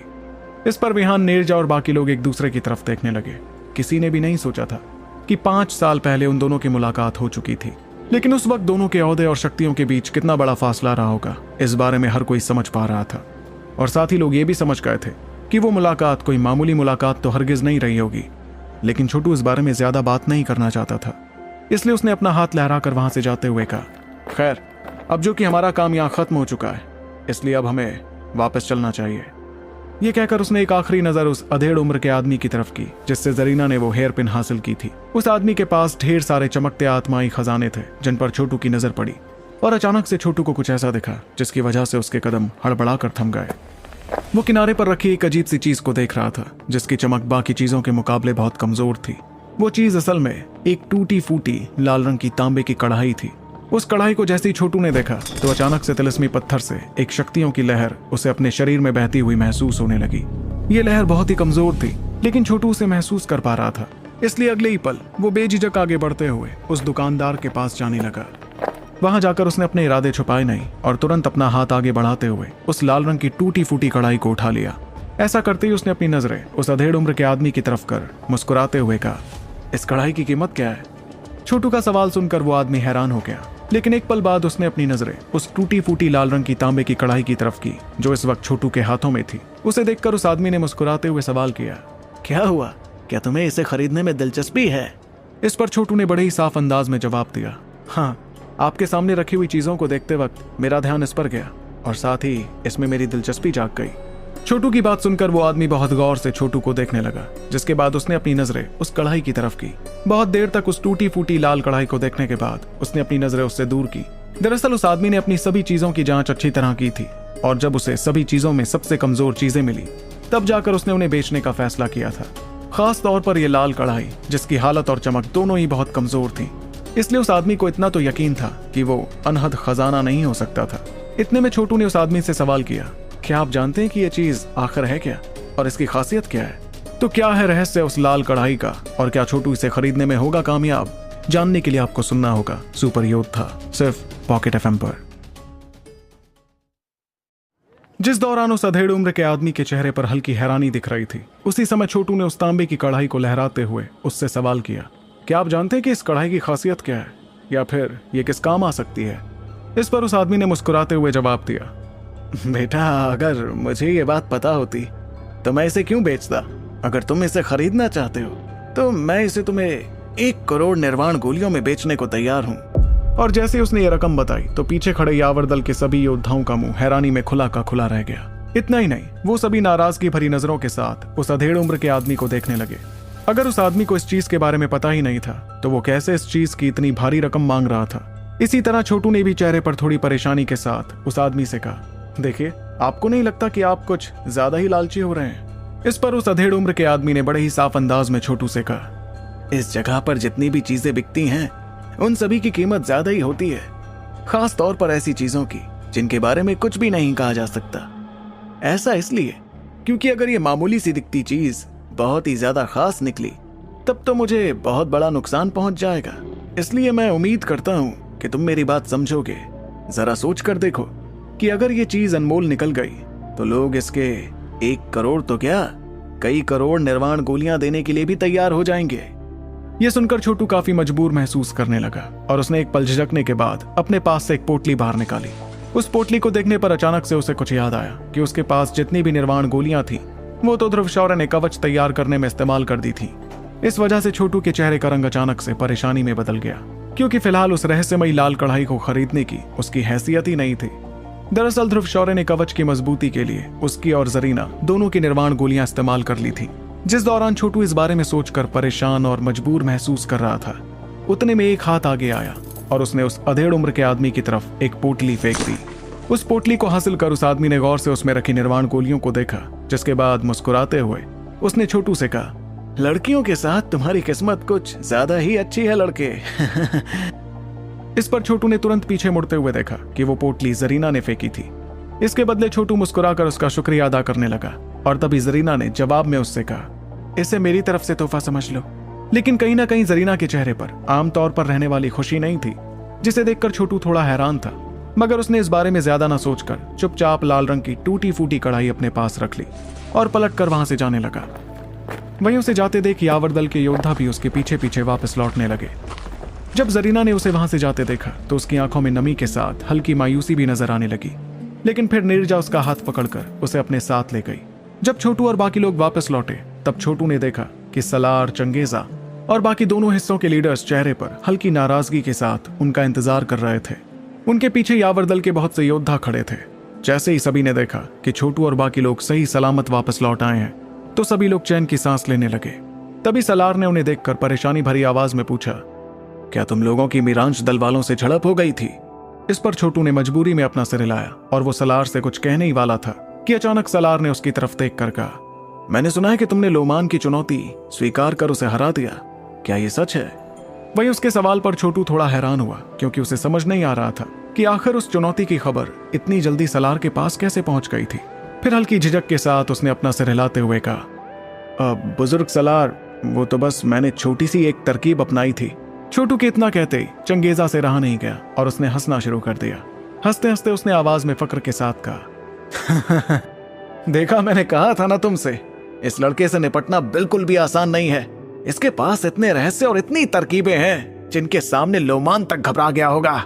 चंगेजा के हंसने पर बाकी लोग भी जोर जोर से हंसने लगे। ये नजारा देखकर छोटू और उसके साथी काफी हैरान हो गए। उन्हें समझ आ गया था कि वो सब लीडर्स उन लोगों को डांटने के लिए नहीं बल्कि इस खबर की सच्चाई जानने के लिए बेकरार थे। तभी सलार ने मुस्कुराते हुए कहा, बहुत बढ़िया ध्रुव, वैसे तो कभी कभी हमें दूर की सोच कर फैसला लेना चाहिए, लेकिन उन कमबख्तों को बीच बीच में कड़वी दवा देते रहना बहुत जरूरी है। महान दलों की टक्कर अभी तक शुरू भी नहीं हुई है, लेकिन पहले ही तुम लोगों की मीरांश दल वालों से झड़प भी हो गई। इस बारे में अगर थोड़ा सोचोगे तो समझ आ जाएगा कि जब टक्कर के दौरान तुम लोग एक दूसरे से मिलोगे तब वाकई एक घमासान मुकाबला होगा। तब तुम सबको बहुत संभल कर रहना होगा। इस पर छोटू और बाकियों ने हामी भरते हुए अपना सिर हिलाया। उन्हें भी पता था कि उनकी और मीरांश दल की दुश्मनी कितनी गहरी थी, इसलिए आज के वाकये के बाद दोनों के बीच की टक्कर आगे जाकर बहुत ज्यादा बढ़ने वाली थी। इतने में चंगेजा ने अपना हाथ लहराते हुए कहा, अच्छा ठीक है, अब तुम लोग जाकर थोड़ा आराम कर लो। महान दलों की टक्कर अगले 2 दिनों में शुरू होने वाली है। इन 2 दिनों में तुम सभी को खुद पर काबू रखना होगा ताकि तुम और मुश्किलें खड़ी ना करो। देखो, ये इलाका बहुत से अजीबोगरीब और ताकतवर लोगों से भरा हुआ है, इसलिए फिजूल की गड़बड़ियों पर बिल्कुल ध्यान मत देना। ये सुनकर सभी लोग राजी हुए और वहां से अपने अपने कमरे की तरफ जाने लगे। जब वो सभी वहां से चले गए तब सलार ने उस दिशा में देखा जिस जगह से छोटू गया था, और फिर उसने धीमी आवाज में कहा, सच में ये लड़का रहस्यों से भरा है चंगेजा। लोमान परम जीव बनने के बहुत करीब है, लेकिन इसके बावजूद इस लड़के ने उसे इतना परेशान कर दिया। इससे निपटना बिल्कुल भी आसान नहीं होने वाला है मीरांश दल वालों के लिए, लेकिन साथ ही हमें ज्यादा खुश भी नहीं होना चाहिए। लोमान तीनों राजकुमारों में सबसे कमजोर है और बाकी दोनों राजकुमार वाकई बेहद ताकतवर हैं। इससे पहले कि महान दलों की टक्कर शुरू हो, मेरे ख्याल से हमें ध्रुव और बाकियों को समझा देना चाहिए कि वो और संभल कर रहे हैं। वहीं सलार की बात सुनते वक्त चंगेजा और बाकी दोनों लीडर्स के चेहरों की मुस्कुराहट धीरे धीरे गायब होने लगी और वो आं भरने लगे। सच में मीरांश दल के तीनों राजकुमारों से निपटना बहुत ही ज्यादा मुश्किल था। हर किसी को लग रहा था कि शैतानी इलाके में अगर छोटू और उसके साथियों का सामना तीनों राजकुमारों से हो गया तो वो कैसे उन्हें संभालते। इसलिए सब बुजुर्ग बस यही दुआ कर रहे थे कि इस बार यावर दल का अंजाम पिछले महान दलों की टक्कर जैसा खतरनाक ना हो। लेकिन उम्मीद से ज्यादा वो चारों कुछ कर भी नहीं सकते थे, क्योंकि इस बार क्या होगा ये तो वक्त ही बताने वाला था। धीरे धीरे पूरे शैतान नगर में अंधेरा छा गया और दिन भर उस नगर में जो शोर मच रहा था वो रात होने के साथ ही कम होने लगा। इस दौरान शैतान नगर के दूसरे छोर पर एक बहुत ही बड़ा महल था, जिसमें ढेर सारे लोग यहां वहां आते जाते हुए नजर आ रहे थे। यही वो जगह थी जहां मीरांश दल रुका हुआ था। इस वक्त उस महल के गहरे हिस्से में 3 लोग बैठे हुए थे। इन तीनों में से एक था राजकुमार लोमान, जिसकी दोपहर में छोटू से झड़प हुई थी। लोमान के ठीक सामने सफेद कपड़े पहने हुए एक आदमी था। उसके दोनों हाथ उसके सिर पर थे और वो खिड़की के जरिए रात के अंधेरे से भरे आसमान को देखता जा रहा था। कुछ देर की खामोशी के बाद उसने अपनी नजर लोमान की तरफ करते हुए कहा, सुनने में आया है कि बाजार में तेरा सामना यावर दल के किसी नए योद्धा से हुआ और तू सिर्फ उससे बहुत बुरी तरह हारा ही नहीं बल्कि सरे बाजार तेरी बहुत बेइज्जती भी हुई। ये सुनकर लोमान के चेहरे पर हल्की परेशानी आ गई, जिसके साथ उसने कहा, वो तो इसलिए क्योंकि मुझसे जरा सी लापरवाही हो गई थी, इसलिए वो लड़का मुझ पर हमला कर पाया। मैं दावे के साथ कह सकता हूं कि जब हम दोनों की लड़ाई होगी तब मैं 10 हमलों में ही उसकी हड्डी पसली तोड़कर चकनाचूर कर दूंगा। वहीं लोमान की बात सुनकर सफेद कपड़ों वाले लड़के ने मुस्कुराते हुए पीछे देखा, जहां हरे रंग के कपड़े पहने हुए एक लड़का पालथी मारकर बैठा हुआ था। तभी सफेद कपड़ों वाले ने लोमान का मजाक उड़ाते हुए कहा, क्या कहते हो भैया, शर्त लगा लूं इससे? मुझे तो पूरा यकीन है कि आगे भी उससे हार जाएगा। फिलहाल हरे कपड़े वाले लड़के का सिर नीचे की तरफ था और वो अपने हाथ में पकड़ी हुई तलवार को पोंछ रहा था। उसके रवैये को देखकर ऐसा लग रहा था जैसे उसे सफेद कपड़ों वाले और लोमान की बात में कोई दिलचस्पी ही नहीं थी। एक पल बाद उस हरे कपड़ों वाले लड़के ने बिना नजरें ऊपर किए लोमान से कहा, अगर तुझे लगता है कि उसने सरेआम तेरी जो बेइज्जती की है वो गलत है तो जाना और महान दलों की टक्कर के दौरान उसका वो हाल करना कि लोगों में तेरा खौफ पैदा हो जाए। इतने में लोमान ने आंखों में नाराजगी के साथ कहा, भैया आप फिक्र मत कीजिए, मैं उस लड़के से बदला लेकर रहूंगा। और तो और आज उसने अरण्या से भी मुलाकात की। उन दोनों को देखकर तो ऐसा लग रहा था जैसे उनके बीच में कुछ तो चल रहा है। उसने जैसे अपने मुंह से बात कही तो अचानक से सफेद कपड़ों वाले लड़के के चेहरे पर एक अजीब सी मुस्कुराहट आ गई। इस मुस्कुराहट के साथ वो गौर से हरे कपड़े वाले को देखने लगा, जिसने अचानक अपनी तलवार को पोंछना बंद कर दिया। उसके बाद उसने आंखों में खूंखार झलक के साथ लोमान की तरफ देखते हुए कहा, लगता है उस लड़के को अपनी जिंदगी प्यारी नहीं है। ठीक है तो फिर मैं उसे खत्म कर दूंगा। उस लड़के ने जैसे ये बात कही तो अचानक से पूरे इलाके में एक तूफान चलने लगा। इस तूफान के साथ ही जमीन में बहुत सी दरारें नजर आने लगी, जिनकी गहराई नापना भी जानलेवा लग रहा था। ये नजारा देखकर लोमान और सफेद कपड़ों वालों ने एक दूसरे की तरफ देखा और तभी लोमान ने धीमी आवाज में कहा, इस बार की महान दलों की टक्कर में यावर दल के योद्धाओं के खून की नदियां बहने वाली हैं। अगले 2 दिनों तक शैतान नगर में लोगों की तादाद बढ़ती चली गई। न सिर्फ 8 महान दलों के लोग वहां गए थे, बल्कि उनके अलावा जितने भी ताकतवर जाने माने दल थे उनके योद्धा भी उस जगह पर पहुंच गए थे। इस वजह से शैतान नगर में लोगों के पैर रखने तक की जगह नहीं बची थी। इस भीड़ के बीच सलार और बाकियों ने योद्धाओं के बाहर जाने पर पाबंदी लगा दी थी ताकि इस दौरान कोई भी मुश्किल ना खड़ी हो। इसलिए योद्धा अपने अपने कमरों में ही खुद को ट्रेन कर रहे थे। लेकिन सलार और बाकी बुजुर्ग जानते थे कि वो छोटू और बाकी सबसे खास योद्धाओं को इस तरह रोक नहीं सकते थे। इसलिए उन्होंने सभी से बहुत ध्यान रखने को कहा ताकि वो किसी साजिश का हिस्सा ना बन जाए। छोटू भी मौजूदा हालात को अच्छी तरह समझ रहा था, इसलिए उसने समझदारी से 2 दिनों तक कमरे में ही रहने का फैसला किया। वैसे अगर वो चाहता तो बाहर जा सकता था, लेकिन फिर भी उसने ऐसा फैसला लिया। छोटू को मिली शांति उस घमासान जंग के होने से पहले की थी। इस बीच वो टूटी फूटी लाल रंग की कढ़ाई को समझने की कोशिश करने लगा। छोटू फिलहाल अपने कमरे में बैठा हुआ था और उसके ठीक सामने वो तांबे की कढ़ाई रखी थी जो उसने बाजार में दुकानदार से खरीदी थी। उसे लगातार देखते वक्त छोटू के चेहरे पर परेशानी नजर आ रही थी। यह सिलसिला अगले आधे घंटे तक चलता रहा, जिसके बाद छोटू ने आह भरी। उसकी आंखों से पानी निकलने लगा था क्योंकि वो उस कढ़ाई को बिना पल के झपकाए घूरता जा रहा था। लेकिन फिर छोटू नाखुश अंदाज में अपना सिर झुकाने लगा। अब तक उसने बहुत से तरीके आजमा लिए थे उस लाल कढ़ाई को समझने के लिए, लेकिन इसके बावजूद उसे उसमें कोई खासियत नजर नहीं आई। एक तो वो कढ़ाई जिस चीज से बनी थी वो कोई अनमोल चीज नहीं थी, और तो और उस कढ़ाई में शक्तियों की हलचल भी नहीं थी। छोटू समझ गया था कि शायद वो इस कढ़ाई को जो अनमोल खजाना समझ रहा था, ये कढ़ाई वो खजाना बिल्कुल नहीं थी। पर क्योंकि वो इस कढ़ाई पर इतनी बड़ी रकम खर्च कर चुका था, इसलिए वो इतनी जल्दी हार मानने को तैयार नहीं था। उसने वो कढ़ाई अपने हाथों में उठाई और उसे ऊपर से नीचे घुमाते हुए कहने लगा, इस कढ़ाई में कोई तो बात होगी जो मुझे समझ नहीं आ रही है, लेकिन मैं इसकी खासियत कैसे पता लगाऊं? छोटू जानता था कि उसका तिलिस्मी पत्थर यूं ही नहीं कांपता था। इसका मतलब जरूर उस कढ़ाई में कोई तो बात होगी। इस बारे में सोचकर छोटू परेशान दिखने लगा। वो देख पा रहा था कि उस कढ़ाई में कुछ अजीबोगरीब निशान बने हुए थे जो बहुत ही धुंधले पड़ चुके थे। ऐसा इसलिए क्योंकि शायद वो कढ़ाई बहुत ही प्राचीन थी, पर इन निशानों के धुंधले पड़ने की वजह से छोटू कोई भी जानकारी हासिल नहीं कर पा रहा था। छोटू ये सोचते हुए काफी परेशान होने लगा और आखिरकार उसने अपना सिर हिलाते हुए परेशानी भरी आवाज में कहा, आखिर ये कढ़ाई है किस काम की? जब छोटू को कुछ समझ नहीं आया तो वो मजबूरी में कढ़ाई को वापस रखने ही वाला था कि अचानक उसकी नजर कमरे की रोशनी पर पड़ी, जो एक पल के लिए कमजोर हो गई थी लेकिन फिर वापस पहले जैसी हो गई। तभी छोटू कुछ सोचकर बड़बड़ाया, बिना रोशनी के इस कमरे में कुछ दिखता ही नहीं है, मतलब ये कमरा बेकार लगने लगता है। कहीं ऐसा तो नहीं कि इस कढ़ाई को भी रोशनी की जरूरत है?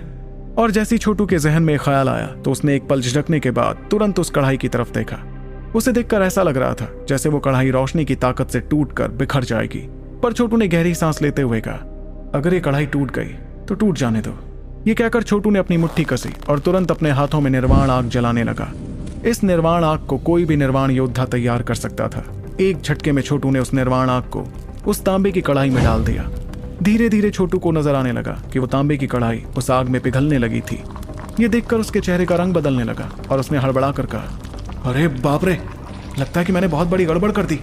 ये कढ़ाई तो पिघलकर बर्बाद होने वाली है, अब मैं क्या करूं? उसे इस हालत में देखकर ऐसा लग रहा था जैसे किसी ने उसे खत्म करने की कोशिश पहले भी की थी, लेकिन तब शायद उन्हें समझ आ गया कि वो तरीका बेकार था, इसलिए वो आधे में ही रुक गए। छोटू ने भी मजबूरी में अपना सिर हिलाया और आखिरकार उसने सारी उम्मीदें छोड़ दी। अपना हाथ लहराते हुए उसने वो आग वापस ली और उस कढ़ाई को कमरे के किनारे पर फेंक दिया। फिर वो अपनी आंखें बंद करते हुए खुद को ट्रेन करने लगा।